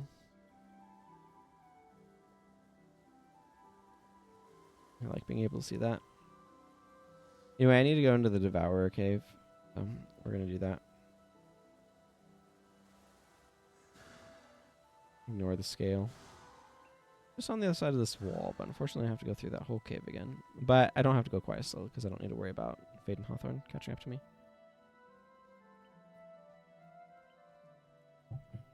Wonder if they made any adjustments to some of the Sarlacc Sanitarium NPCs after making Priestering. Because Priestering was made actually quite late in development, apparently.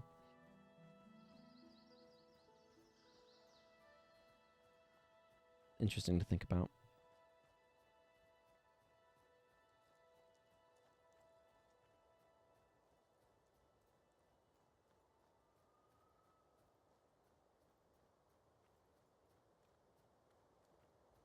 Aloe Seed. Snipe. Wow. 99 damage. It's rated for 38. So that gives you a sense of just how little fire armor that thing has when I did that much extra damage to it.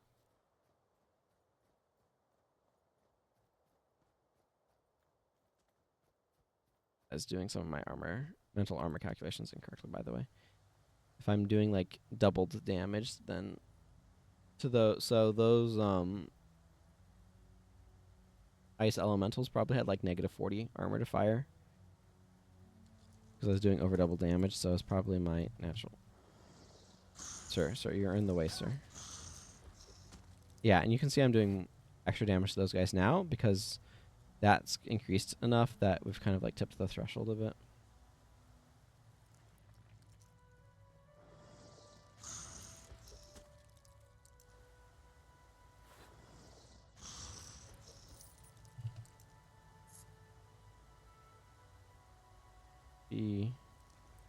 Yeah, there's a Plague Devourer. We'll see Plague Devourers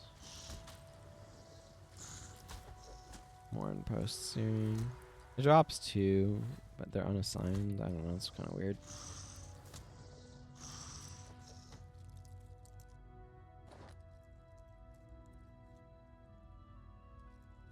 I need to go to Ashford Abbey with this, of course.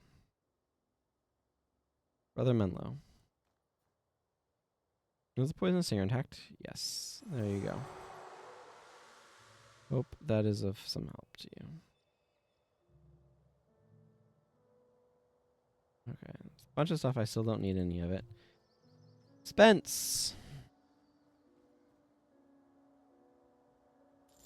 I'd like to sell these things to you. Thank you. I'll leave here with over half a plat. That's nice. Person has been standing here for a while.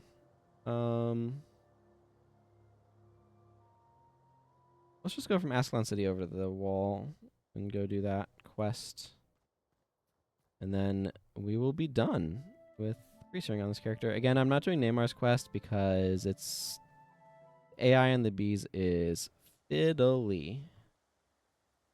I'm not doing Leon's quest because that requires you to team up with somebody.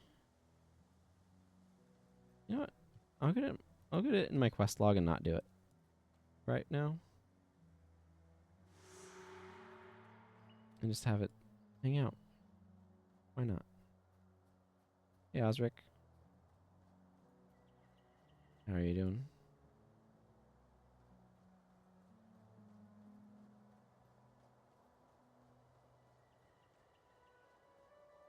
I mean, how many times do I tell the story that I got this game because a friend that I did Guild War or did StarCraft Brood War modding.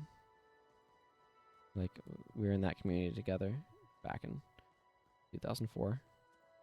Got this game, and I keep having friends get me into things that I then get way into more than them. Get way more into than they do. But I haven't talked to him in ages. But seeing that stage upended in post-searing was like blew his mind, and so he's like telling me about it. I had no context to understand it, so I didn't know the searing was happening or anything. I'd seen no marketing for it or any of that for Guild Wars 1, but I investigated the game enough to be like, oh, okay, this is just a game, and I got it, and man, everything with searing just blew me away because I had no expectation of it happening. I was like, this is a cool little European adventure sort of game and doing quests, and then blammo. It really left an impression on me. And one of the big points of that impression was just like, it felt like it was starting off in such a cliche place, and then it completely upends that cliche. Right? The searing happening completely upends the way that you think the game's going to go if you don't know it's going to happen. If your experience with the game is literally, oh man, this area is so cool. If your experience with this game is literally you log in to Guild Wars 1 Prophecies, there's the campfire that, yeah, oak hearts, that's what these are. There's this a campfire where your playable characters end up.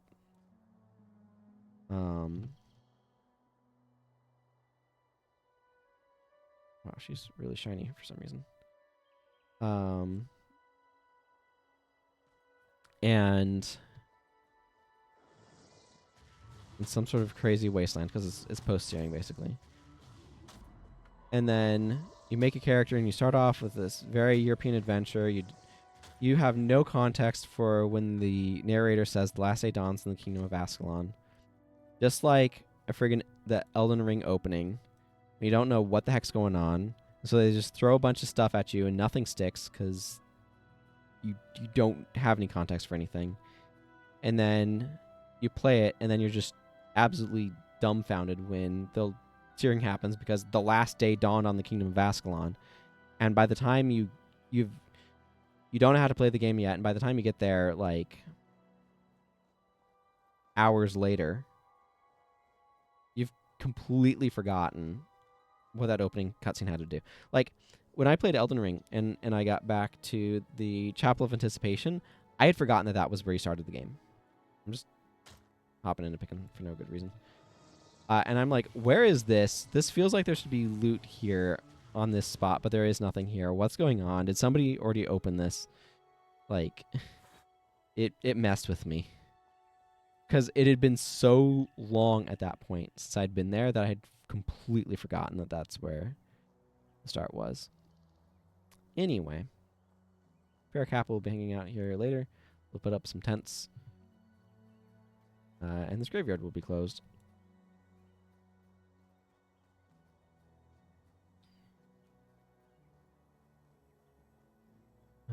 I should go get this character to the spot. There's Ben Wolfson. That's who we're here for. But yeah, it really left a huge impression, and that's something. It's something that I appreciated a lot about it. These pillars are pretty significant to me. My computer lock screen actually has a screenshot with these pillars in it, and I think I might need to dislodge these scroll.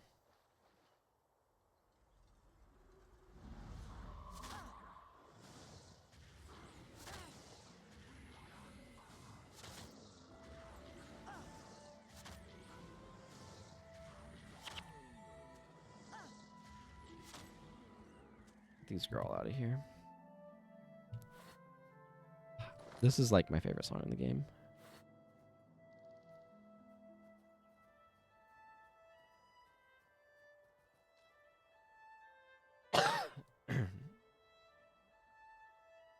Where is it exactly?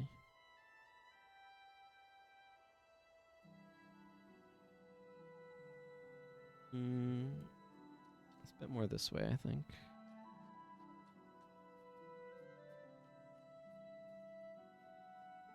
No, that's too close.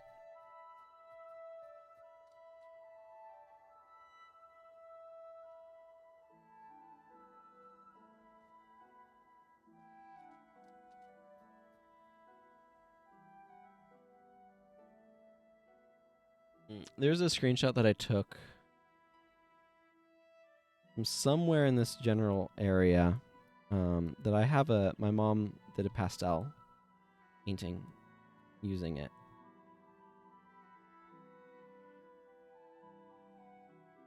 As the reference. But I'm not sure offhand where exactly it's from. I think...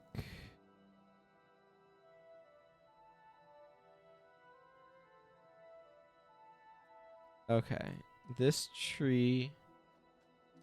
So these two trees are prominent.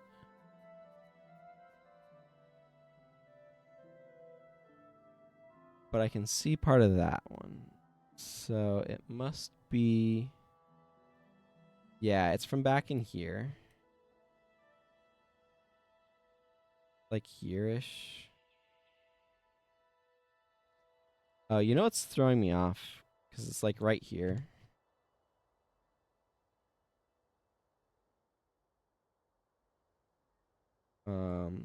I'll tell you what's throwing me off. Weirdly enough. I originally took it in 4:3 aspect ratio. This is widescreen. But yeah, it's like right here. Because they can see this pillar. Maybe over here a little bit. Yep. Right in here.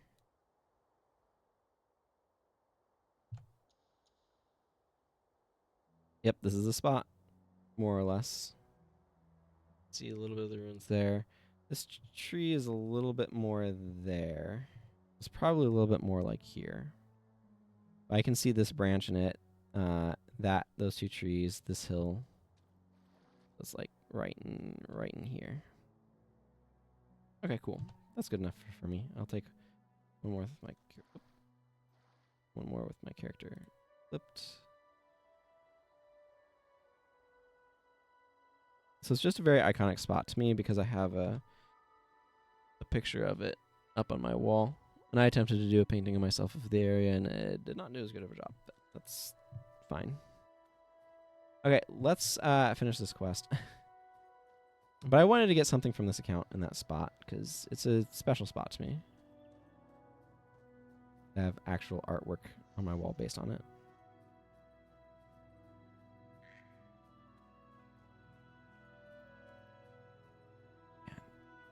I have a real soft spot in my heart for this island here too.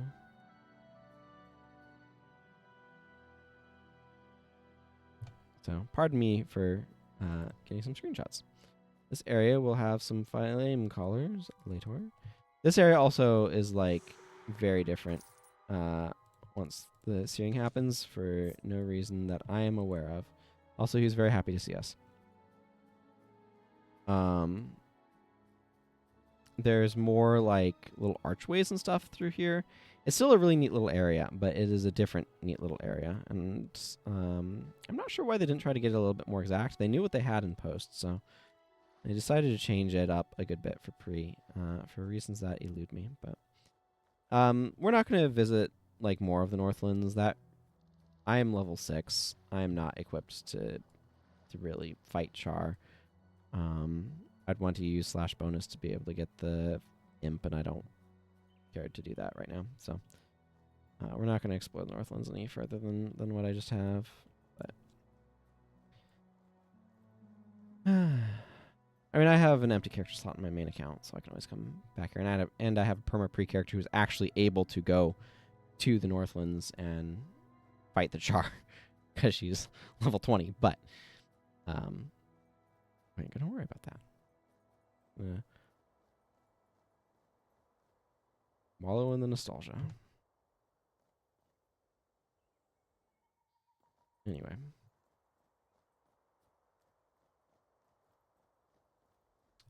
Get this guy back to the wall.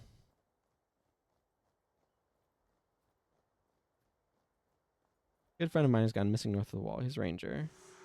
On a scouting mission and was separated from his outfit when they came under attack from Char Patrol near Picken Square. The survivor, still alive. Please go get it. Please go get him. I really appreciate the update that extended the length of that timer so you can actually do it by yourself. Torin, unfortunately, he becomes a bandit, it seems, in post-searing. Only level 2 guard. Yes, I knew I might get you still alive. Thank you so much for finding him. You're welcome.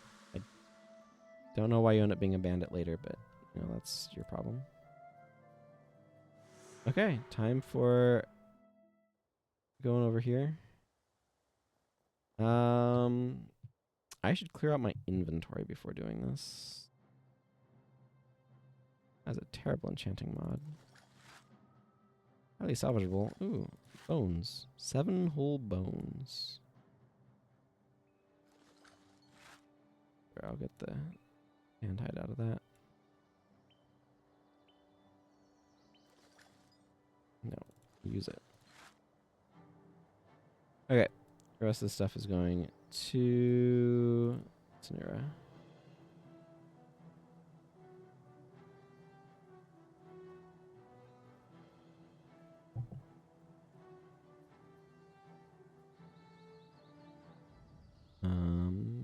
Okay. There we go. Decent pile of cash. Time to sear this character. Which sounds different than I mean it. Sir Titus will be hanging out over there later in post-searing. It doesn't have the fountain for, so they installed that sometime between the two. Let's go. This is a countdown timer because this is technically a PvP possible event, but I don't know the last time this PvP event fired. You'd almost need like 8 people to coordinate hitting the button at the same time and see if it just happens. It's pretty much something that, like, it used to happen like all the time, but it's not something that's happened in a long time. This character can't stay in pre-searing forever. It's not her task. As much as I love pre-searing, I don't have a desire to make a perma pre on this account. Feels a bit redundant.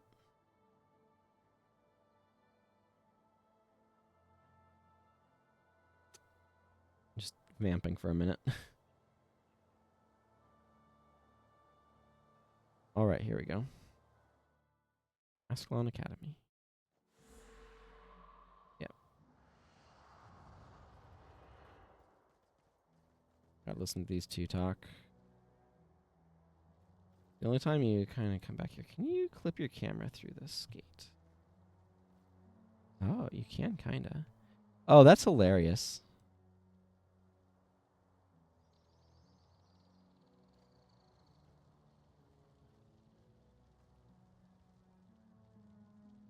Yeah, it's really funny. I don't know how, like, this is not a great view of the area beyond. Kind of what I can manage. But, oh, there we go. Now that is a nice view of an area you can't go to. There's a trebuchet back there. I've managed to wedge my head here well enough to get a good view. There's a fire pit over there. A fire going in it.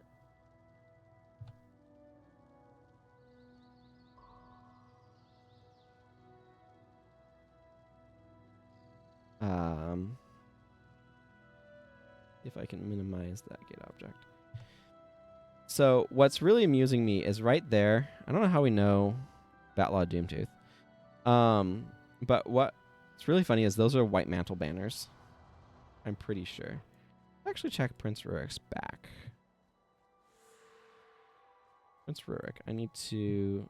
Yeah, because that's Ascalon's Chosen. So that's King Adelbern's guild. He fought in the Guild Wars, right? He was in a guild. But yeah, those look like white mantle banners that they had back there. I mean, they just used a random banner asset that they had lying around, so... This game does not have the careful environmental storytelling of Dark Souls. I mean, it's not terrible, but there's a lot of little mistakes. The maps with post-cataclysm ore that are in random spots in post-Searing Ascalon, it's like, who made this map? This doesn't make any sense when you actually think about it. That's okay. That's how games work. Catching all of that stuff is a lot of work, and only certain games is it worth doing all of that for.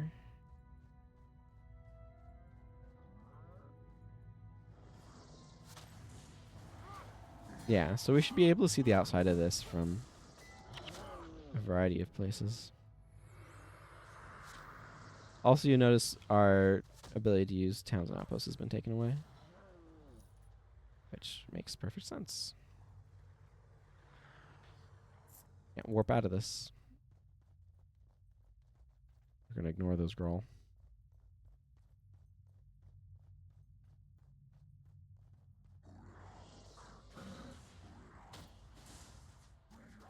Bring your foul self to my blade.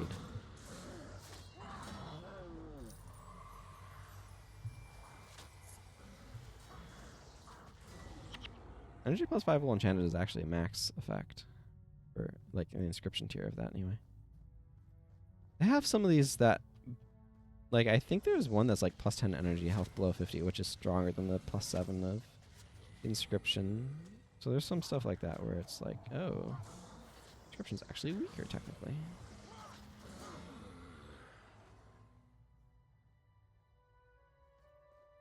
Gonna blow all 613 gold on bags and runes of holding.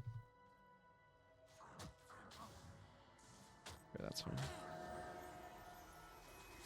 Nice to have an actual monk in my party for a change. He has Barrage. One of 3 elites used in pre-searing. The other 2 are Ward Against Harm, and I'm going to watch this cutscene, of course.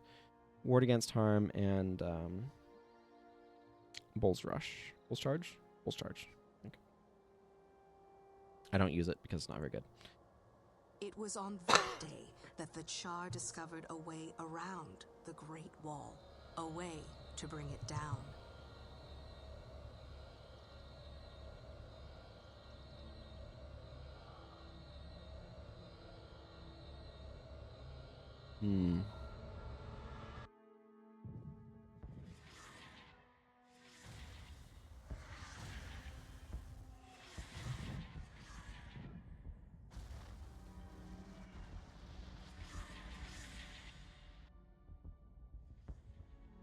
Be cool if the crystals actually stayed there, but oh well. This is where the true story begins. Man, that's such a moment. That is such a big moment, and I love it so much.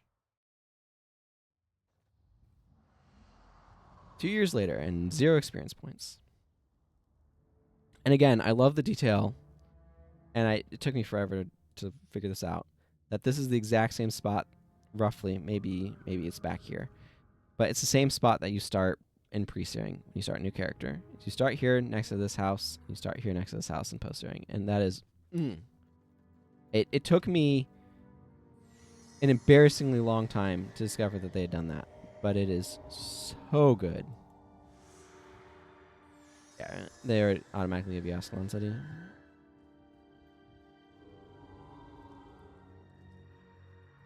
Oh, man. It feels so cool coming back here now. Like, it just means so much coming from the Searing to wind up here. Ah. It is still such an epic moment. And I lament that so few people will be able to experience that. Thank you. Will be able to experience that without knowing that it's coming.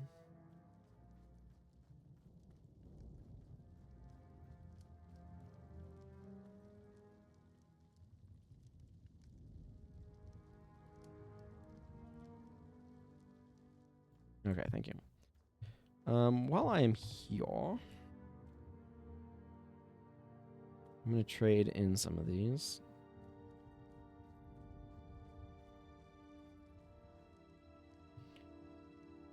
For first squares.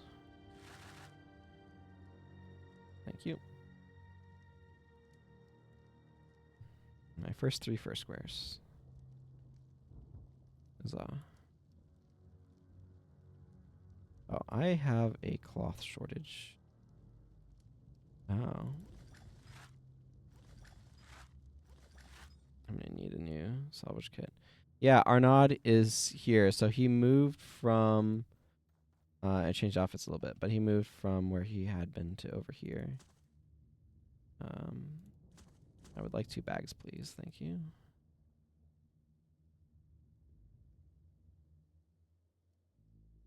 I'll hang on to this poisonous stinger in case I want a separator. It's actually extremely redundant, but it's kind of fun to have around, you know? I think those plant fibers are kind of worth... Okay. We'll see how much of Corwin's armor I can make right now. Because I only have 7 bolts of cloth because I've been spending them on other characters' armor. And I'm not about to spend a bunch on cloth. Flame Forge is available. Elementalist robes. Oh, Elementalist robes is the thing that she had. I can buy a chest piece and another piece, eh? 6, 10, 14 cloth total. That should be easy enough to go get, right? Okay, I'll worry about that later. I'm gonna go report to Sir Titus and get some follow-up quests and stuff going.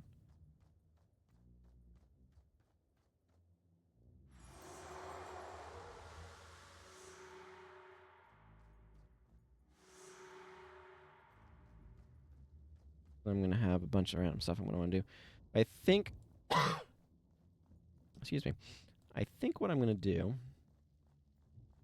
It's a great piece of forgotten concept art. Not how they ended up looking, but a great piece of concept art. And this is an area that we couldn't get to before, right? Because it's past the water areas. What I think I'm going to do is hit up the get to the Great Northern Wall outpost. I do want to get Corwin's armor very soon. And I want to go skill questing very soon. But there's prerequisites to getting Corwin's armor, and I want to get that before I actually go skill questing. So it's like I've got this extra mucus building up in my throat that like doesn't impede my breathing, but it makes it feel a little ragged or a little... I want to get it out, but I wish it just stop being there in the first place. Okay, Great Northern Wall. Again, we're not doing this right now. Although I should check. What are the... Okay, yep. None of the Zaishin stuff are things that I'm going to be, like, chomping at the bit to go do on this character right now. Okay.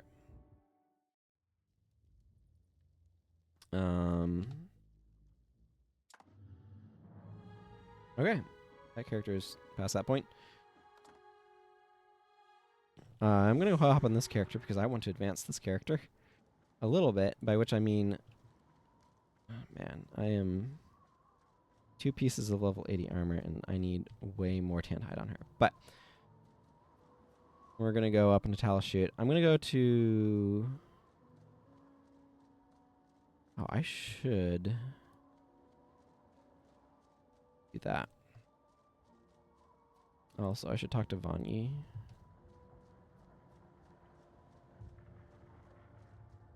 We're not going to do a quest right now. But that quest I'm pretty sure exists solely to get the player to realize that they can go to some of these other areas. Did I want to give Talcora... No, not really. I have Shield of Regeneration that I could slap on her. Slap on her bar. You know what? It's probably better than that. Okay, I can't wait for her to be out of energy all the time. You're gonna go... Flash Necromancer. 2 points there.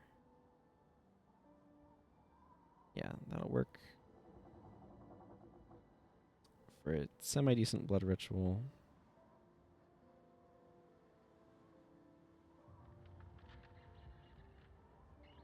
I don't know. I don't know what else I want to give you. I'm going to drop a Resig on you. Sounded weird. I have Zojans in point blank. Oh, I don't have a preparation. I can just put Read the Wind on. Yeah, that's fine. This is fine. Not, like, stellar, but it's fine.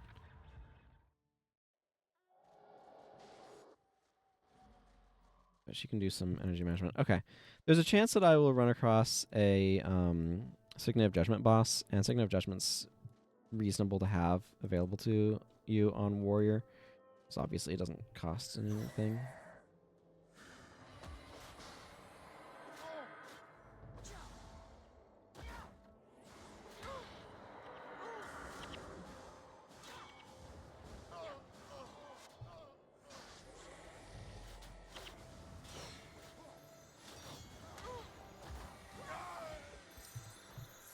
Yeah.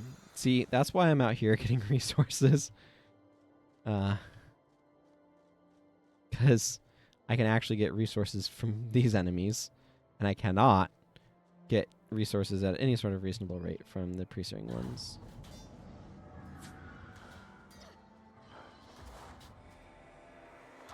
Yeah, that was a bad timing on my part, but here we go.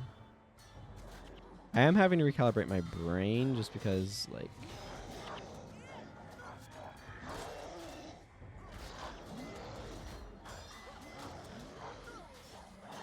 an actual party as opposed to a pre-searing party. Acolyte Jin did not enjoy what was just happening to her. Don't blame her. Oh, you know what? This build was, ow. For Dragon's Lair, I probably should change it some. I wanted Balanced Stance in there. Oh my goodness. Okay, okay. Where is the Wise? I am getting ruined by Ineptitude. Known melee ruiner Ineptitude. I'll put Balance Stance back on. It prevents me from being... You stop what you're doing.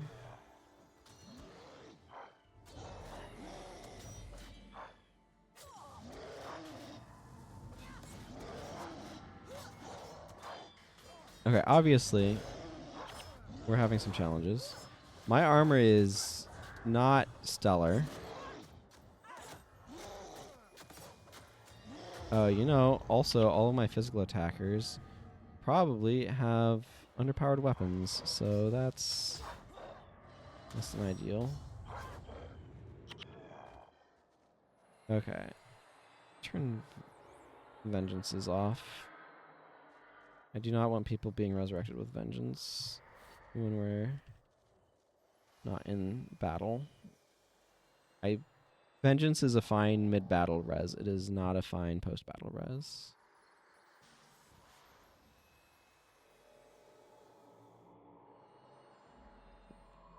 Give Acolyte Jin a chance to blood rit some people up.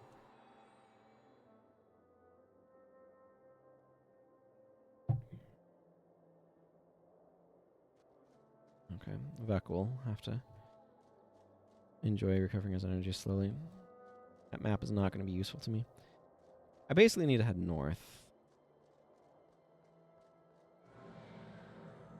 Excuse me. I mean, my bar's not, like, awful. But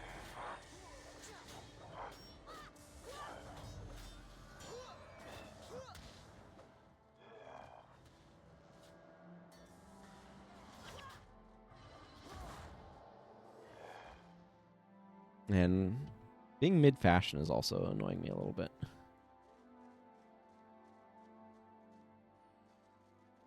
There's just such a stylistic mismatch between the Gladiator and the Canthan.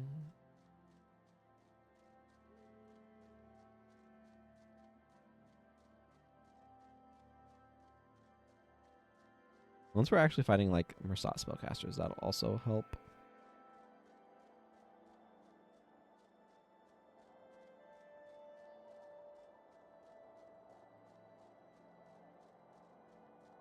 That's going to be a little bit.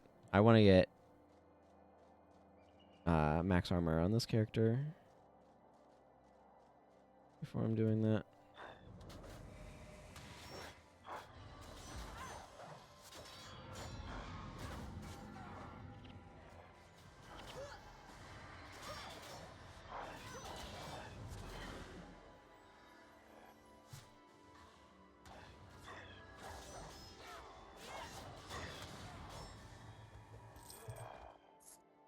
These guys are not dropping as much loot as I would like. But, oh, I need to go over this way.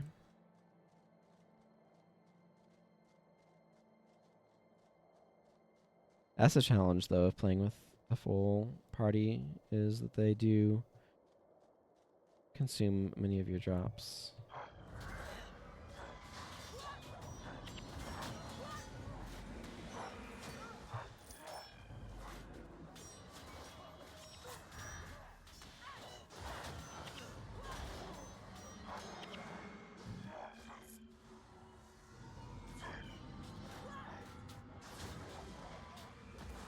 Kind of wanted that energy.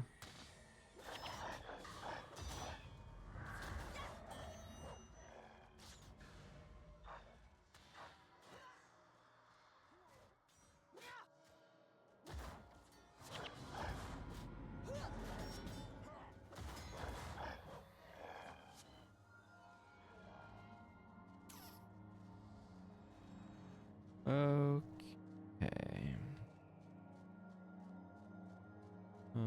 I want to be over on that other side. I think I need to go around a little bit. I don't know this map super well. But right here, this squiggle, I'm pretty sure leads up to Camp Rancor, if I am not mistaken. Now, to be clear, I could be mistaken, but I don't think I am. It's here Windlash. Is Windlash... That's almost certainly the Mesmer. Yes. Absolutely the Mesmer. The Mesmer has illusionary weaponry.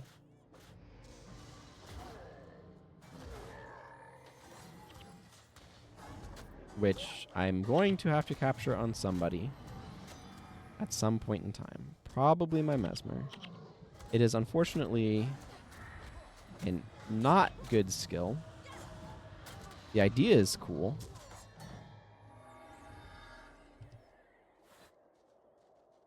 But its DPS is actually not that great.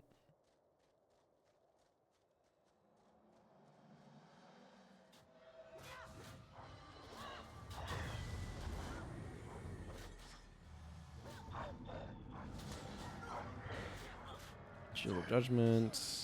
Hi, I'm going to focus on you.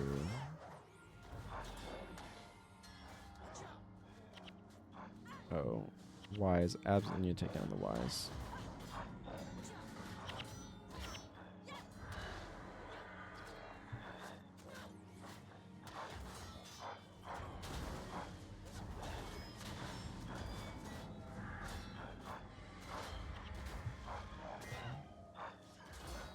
Yeah, I probably don't want to be expecting tactics right now. But also probably have a tactics shield. I not only have a tactics shield, I have a bad tactics shield.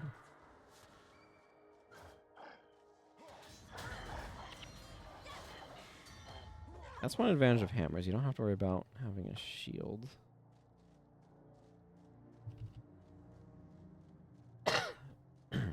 Excuse me. Okay. I got the Ellie.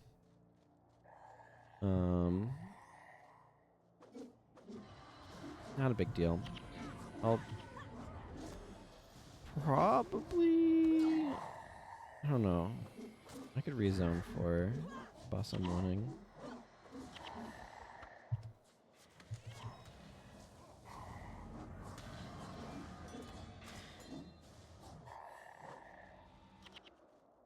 I forget what the Ellie has. Probably Mist Form. The monk has Signet of Judgment. There's an... Yeah. There's a Necromancer that has...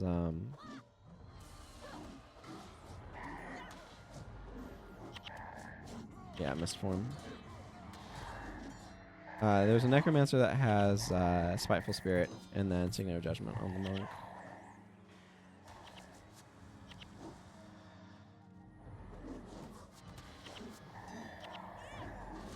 I'd like to get my monk out here, actually. That'll take a bit, though.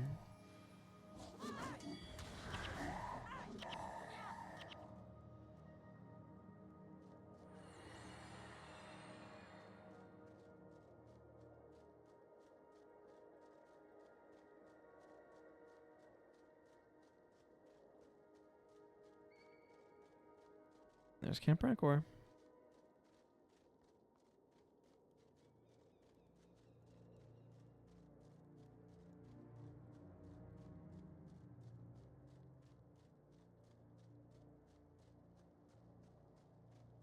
Bit of a empty walk up, but that's fine with me.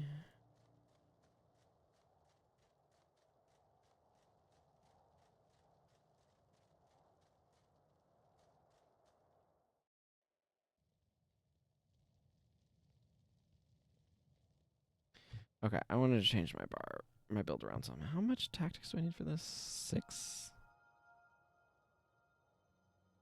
Interesting.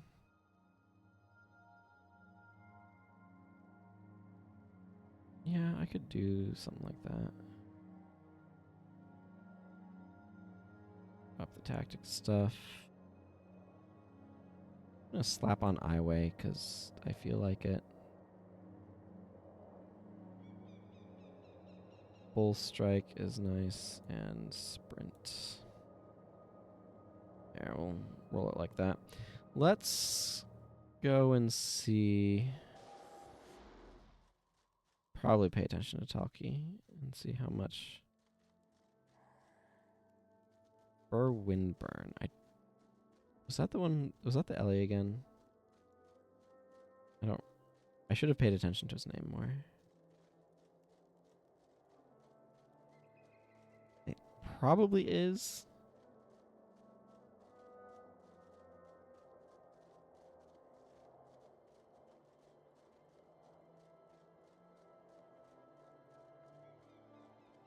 It is. Okay.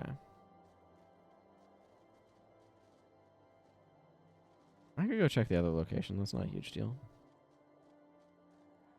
Yeah. These as their shadows use no judgment. And they're kind of annoying for it.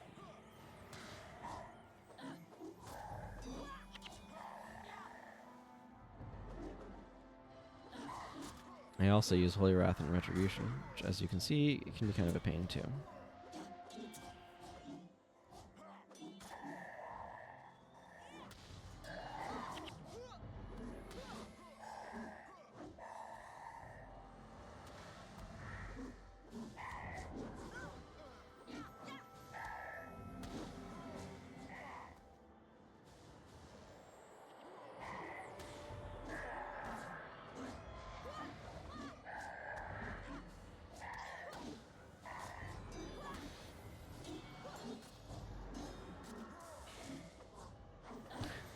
House is using some random FDS. That's always fun. Oh, somebody else got rid of my next problem.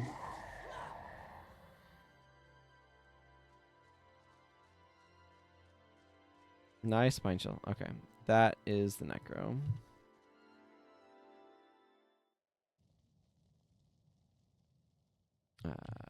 This way.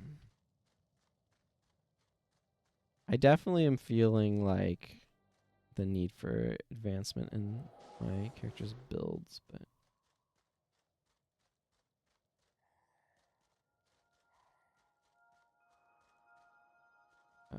how far do I need to go to be able to see them? Okay, they're over there. Burr Windburn again.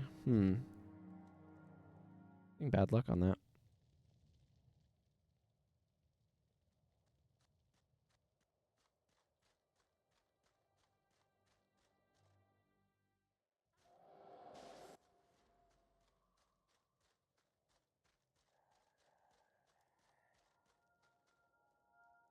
Seer Windlash. Okay, that's not the one I want.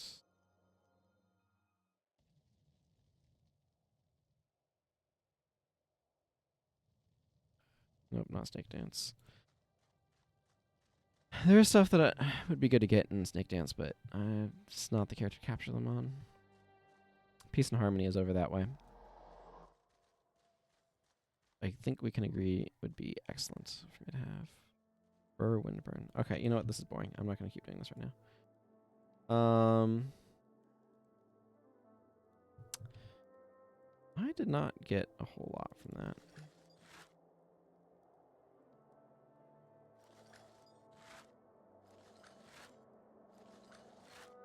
Some feathers. Yeah. A few things, but not a whole lot. Like I said. I think I might go into Whitman's Folly.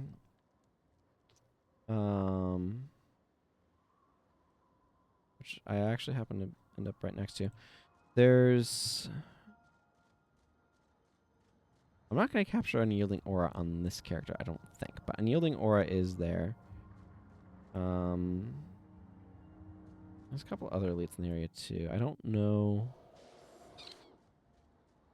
what all is available, but...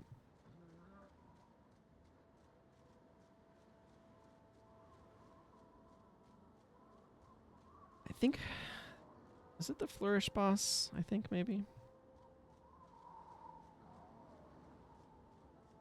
The big thing is I'm hoping they're a bit more forthcoming with, like, armor drops or something. Although if I really want those, I should just go to Cantha.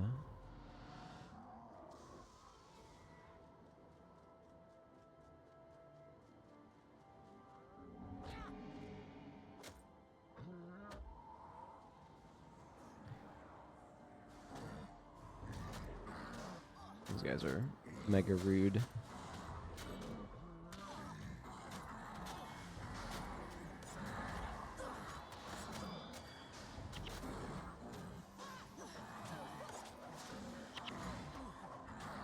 No, I do have Blinding Flash on the back. I should not do that.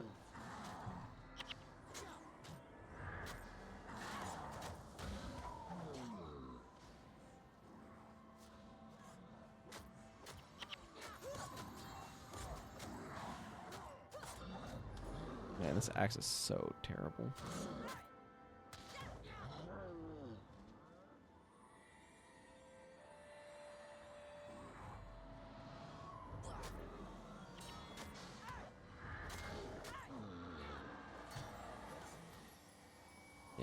Plague Signet is the big necro skill they've got going on over here. Excuse me. Okay, yeah, I want to get over there. I'm having some bad loot luck, though.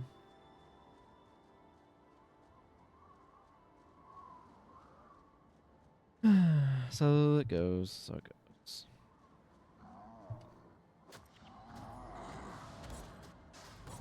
This is, by the way, not dead party members, but dead allies. So if you're in a map where allies are dying a lot, you can become quite strong.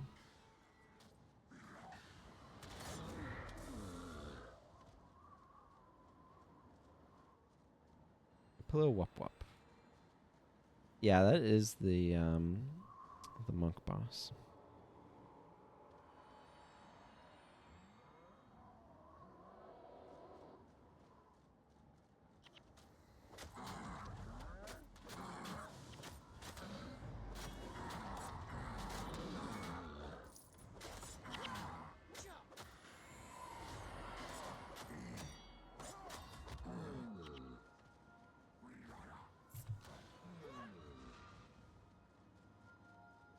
AKA Unyielding Aura.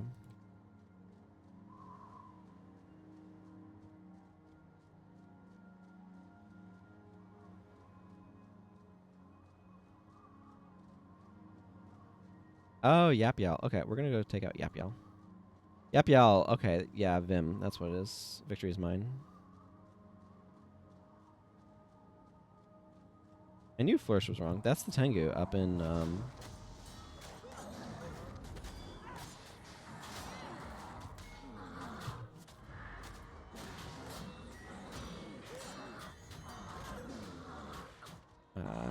Mineral Springs. I have that.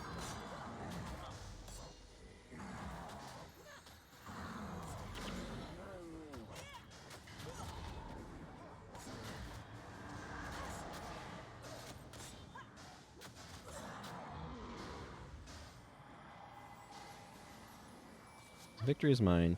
This used to be so much better when it was for each condition suffered by foes in like a range. But then it turned out that was really good on trappers. And then it got nerfed into the dirt because of that, which I think is unfortunate, but understandable. Yeah, this is way too expensive. I need to take Shield of Regen off of Talcora. Kind of thought that might be the case. It doesn't really fit into a Divine Boon build particularly well anyway. Without like BIP to support the insane energy requirements of Shield of Regen, it's just too spammable. The AI is not smart enough to be like, this is a sometimes spell. Finally.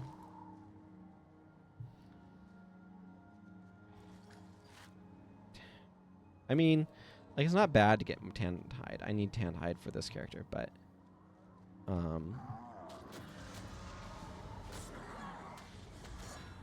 it is a little annoying when I really need more cloth for my Ellie. Even if that like ultimately is a good thing.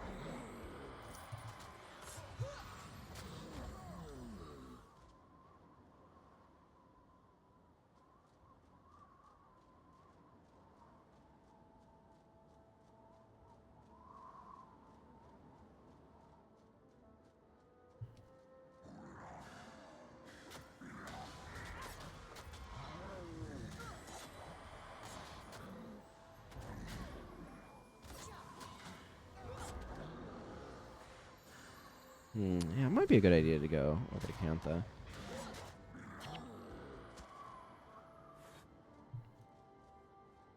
I will be salvaging this necklace for its plant fibers, of course.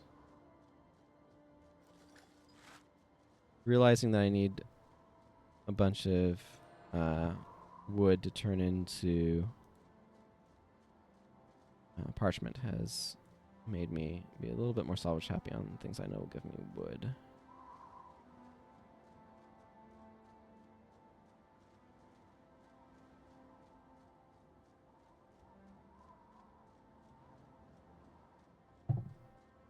Always been kind of a nice desolate wasteland.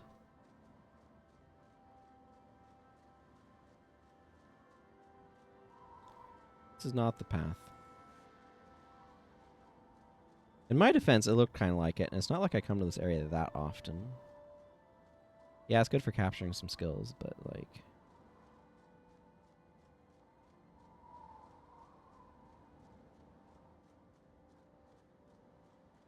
I'm swapping those because at some point in time, Arena decided we should keep the rightmost skill instead of leftmost. That would be a really small little change, actually. That would be a great general option. Is basically, you keep your leftmost elite or your rightmost elite when you go through zone transition. Apparently, they like to stick their elite skill in their last spot. At some point in time, like originally it kept the leftmost, and then they changed it to keeping the rightmost. I prefer it keeping the rightmost on account of that's where I'm interacting with it. Or keeping the leftmost because I usually put my elites early on my bar and then Signet's capture at the end because I think those are more awkward buttons to reach. Like, I lay out my skill bars according to where I think it's, like, how easy it is to hit certain buttons and stuff, right? So, when ArenaNet went and made that change, it was very inconvenient for me, personally. Hello, Thengen. Sure are some skills available. Okay.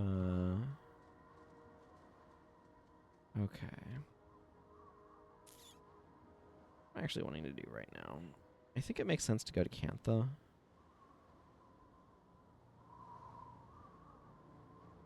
And do some stuff there. Not necessarily advance the story. Because Vizuna Square is going to be rough. I can't go into Nipui. That's going to be closed. I could do some random quests.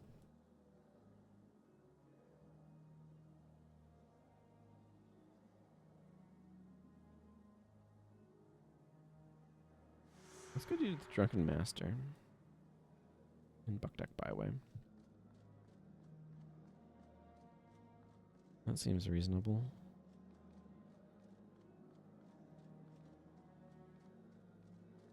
Oh yeah, and I want to change Dalcora back to Shielding Hands, because Shielded Regen is just killing her energy way too much. I do think it makes sense, since I have it. Wish to deny hexes, though, from Remove Hex.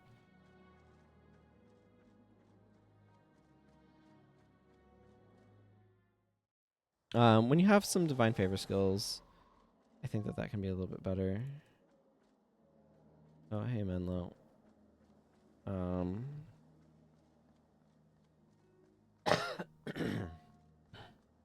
That was a good one. That really dislodged some stuff.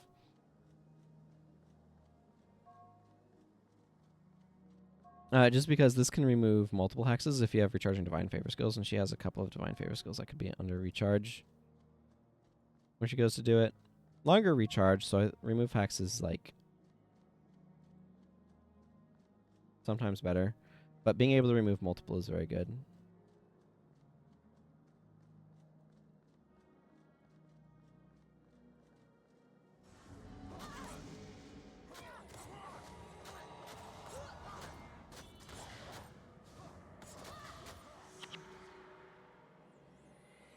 Okay, thank you, Drink Master Tanu.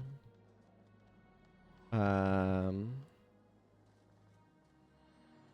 think that guy can go get himself killed on Afflicted that can spawn there. Or maybe having that quest prevents Afflicted from spawning there. I don't remember. Well, I can at least do this quest, right? This will have me fight a bunch of guys along the way, so that'll be fine. Again, what I'm looking for is resources. My gold is in limited supply, so I don't want to be buying crafting materials if I can help it. So I need salvageable drops from enemies that I can turn into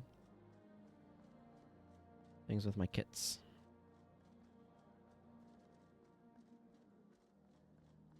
And if I can get some Imperial combinations along the way, that would also be excellent, because those can also be converted into useful supplies like superior salvage kits that afford me free things as well. You and Emmy.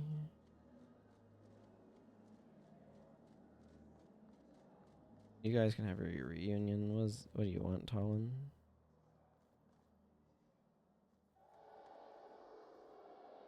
Let's see. The Ministry has finally approved a long overdue shipment of medical supplies, and I need to see to it that they are distributed. Unfortunately, regulations require that one of my supervisors oversee the distribution, but I'm too busy to see them personally. Speak with Master Kanai and make sure things get taken care of, will you? Oh yeah, I remember this one. He's literally next to you. That's correct. That is not within his jurisdiction to oversee the distribution of supplies, but unfortunately it's not within mine either. Mr. Basong, he gets space in Wajan Bazaar. Cool.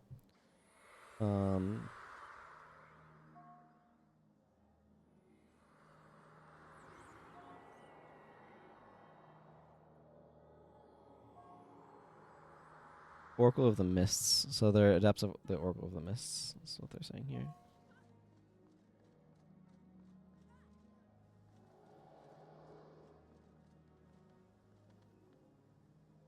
I like their like cyan and pink color scheme. I think that's really cool. That is all.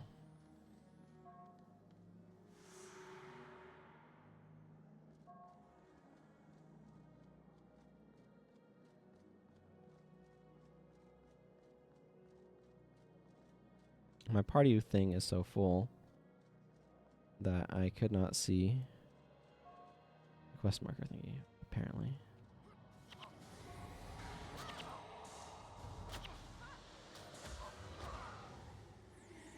These warriors are no joke.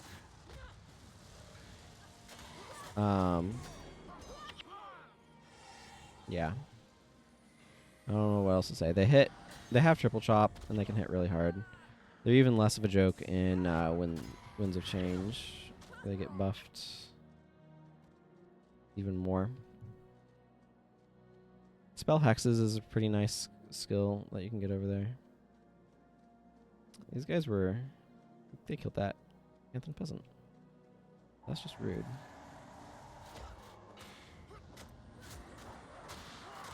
Anyway. Nope. I mean, I hit the button. My fallen allies in range, though.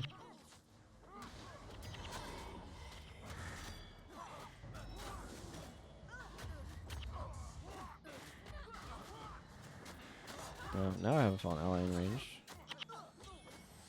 I just need to speak to Guardsman Cha.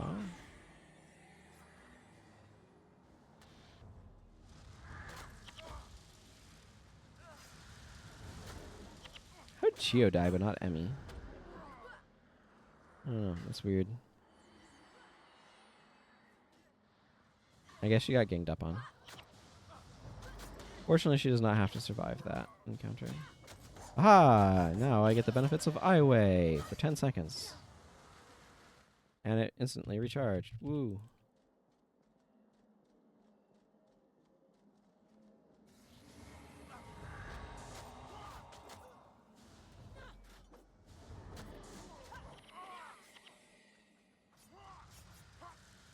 Wow, Talcor is already struggling with energy and probably should not be running a boon prot bar. I'm not sure.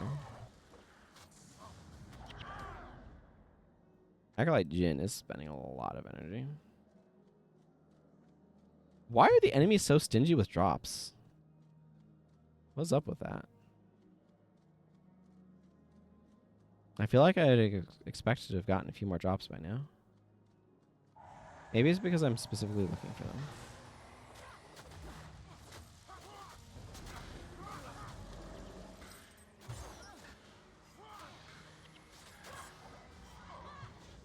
I mean, I guess it just gave me some gold there, so that's nice.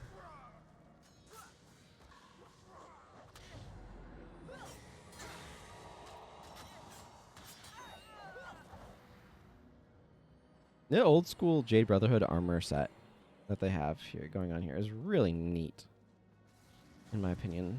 And I think I'm gonna go fight Kenshi. That could be a mistake.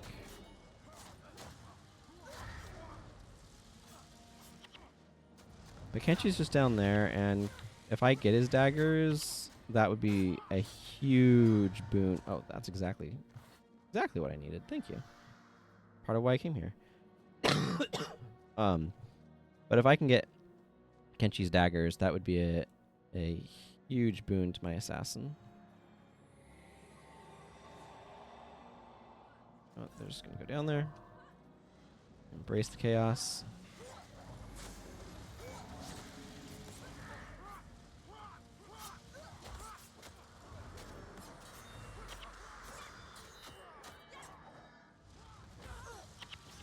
So I might as well give myself a chance to get them, you know? Since I'm in the area.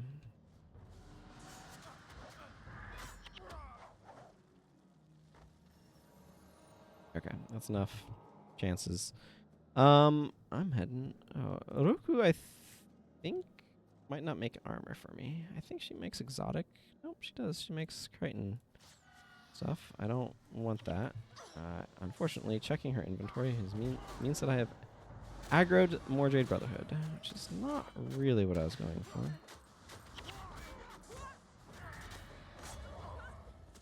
Jade Bracelet. Nice, nice. Probably should hang on to that. I believe there's a collector. Ow.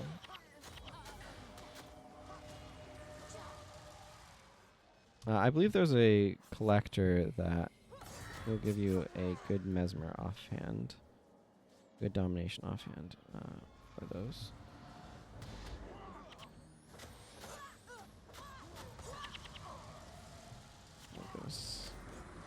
All these double dragons.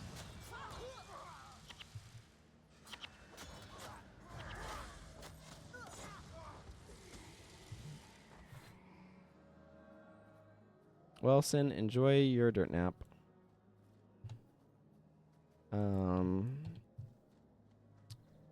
You'll be fine later. Okay, I need to go up this way now. And make my way over here. Fight some more Jade Brotherhood.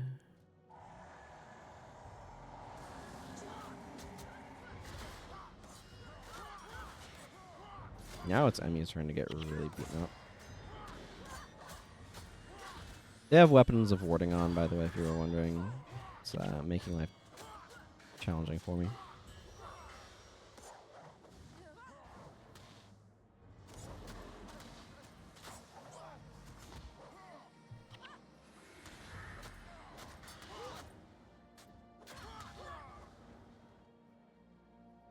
It gives them a 50% block chance.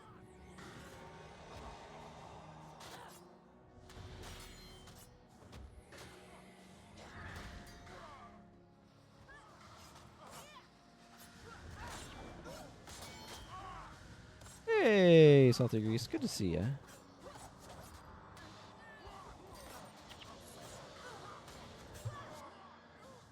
Hope you're doing well. That you had a good nap.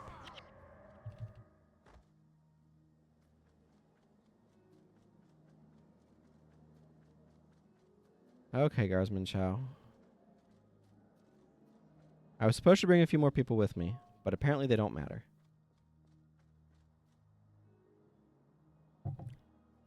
Welcome to Cantha.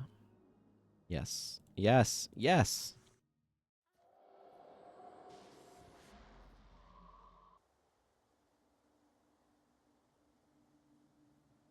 I haven't seen this cutscene in a while. Let's watch it.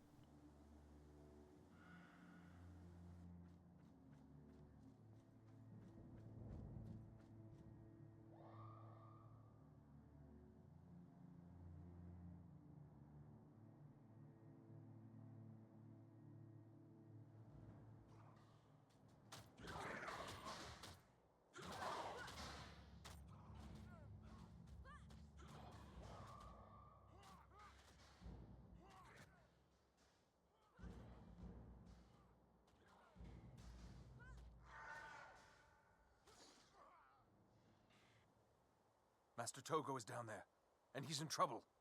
What are we going to do?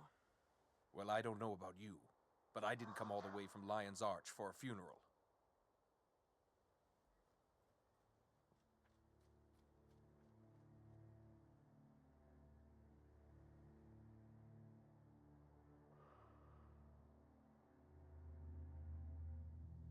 Oh, it has one of these in it.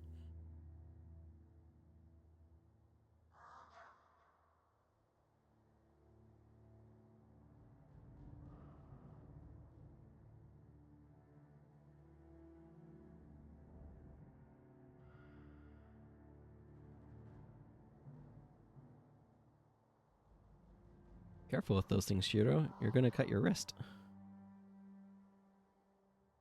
Ah, I see great things in your future.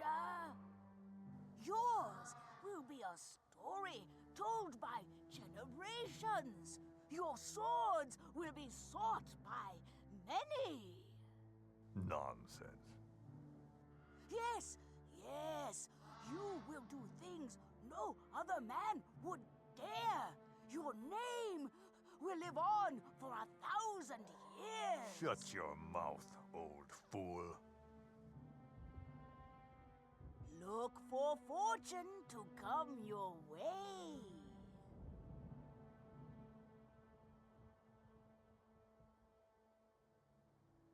People are still talking about him like, what, 600 years later in Guild Wars 2? Not 1,000 years, but quite a long time.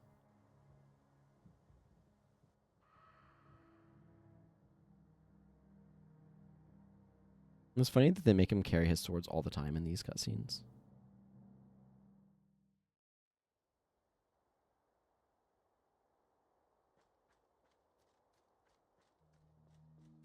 Yeah, Factions is really aggressive about making you confirm everything. Oh, it's the same guardsman. Just walked inside.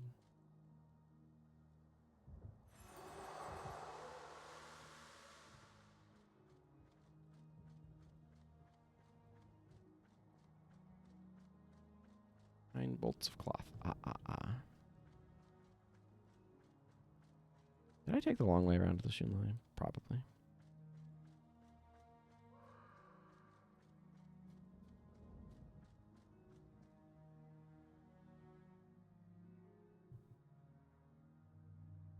I wonder if that was enough if this is enough Tandhide to get more armor on this character. I mean, I have to go to Drox, but that's fine.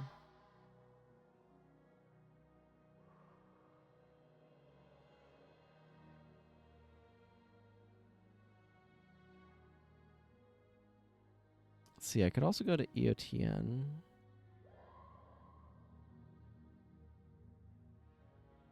I'm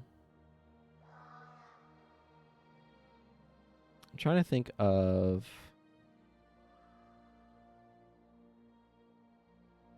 where I might want to go. Securing Champion's Dawn. Oh yeah, I can go turn this in. Let's go do that. Nothing else. First things first. Whatever. Words.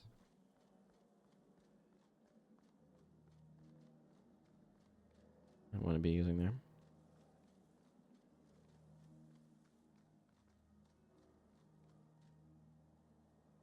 I will inform my regulars that it's safe to resume drinking. Or responsible drinking, of course. Thank you again, Brave Hero. Yes. Responsible drinking. Exactly.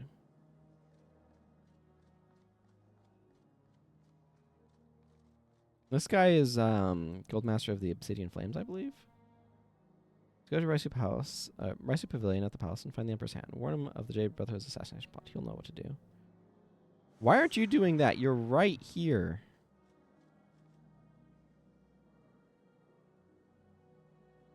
Okay, I won't worry about this too much. Seems like a good question to me, though.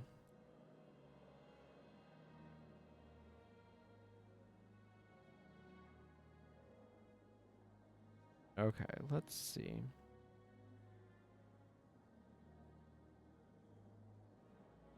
And then see. Okay. I'm gonna swap down to a smaller party. Donkoro. When.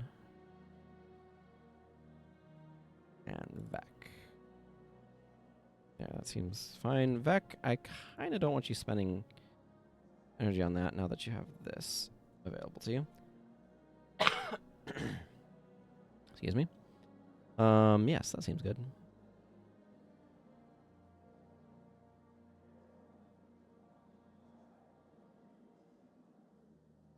Man, I need an elite for her. There's going to be this few people. I'm actually going to... I will bring... Actually... There might be skills capture on the thing. I don't remember. I should probably look it up, but I'm going to switch over to Resurrect.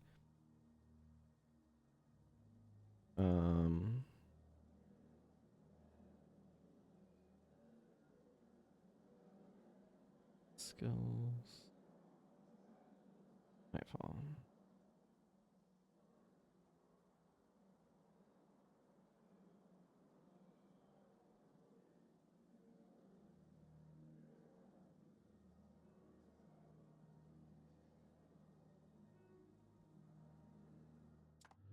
Oh.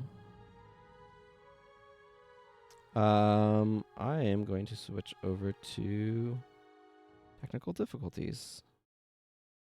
Hang on.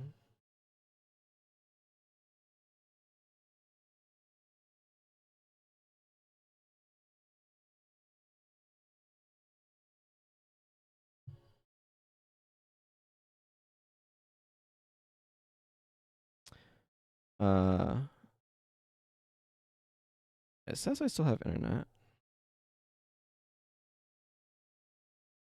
but I may not have internet. So this is a weird part of the VOD because the VOD is still recording and you can hear my voice, but we're on technical difficulties because I am currently experiencing not a connection to the internet.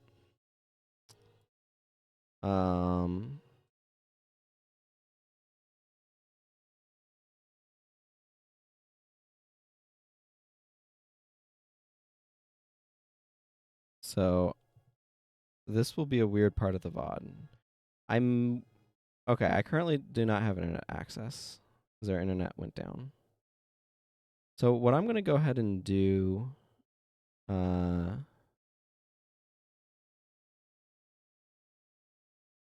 I'm going to wait a short bit longer to see if we connect. But I might just end the VOD/stream here on account of not having an internet connection.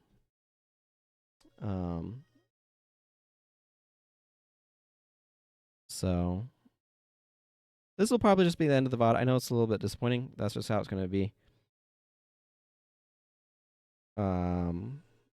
Our internet's gotten really unstable. I might need to, because this is in the being recorded. Because the internet's been super unstable, I might need to wait a while before I can feel comfortable streaming again if it's going to be doing this. So, I'm just going to end the VOD here. And it's a weird ending. That's just how it's going to be. I will be back later at some point in time to stream more of this. But obviously, you're just getting this in the VOD that I will upload eventually. So yeah. Until next time, everyone, thank you for those who watched. Thank you for the VOD watchers. I really do appreciate you. I know you are out there because I see the statistics. Sometimes you leave comments, and that's always great.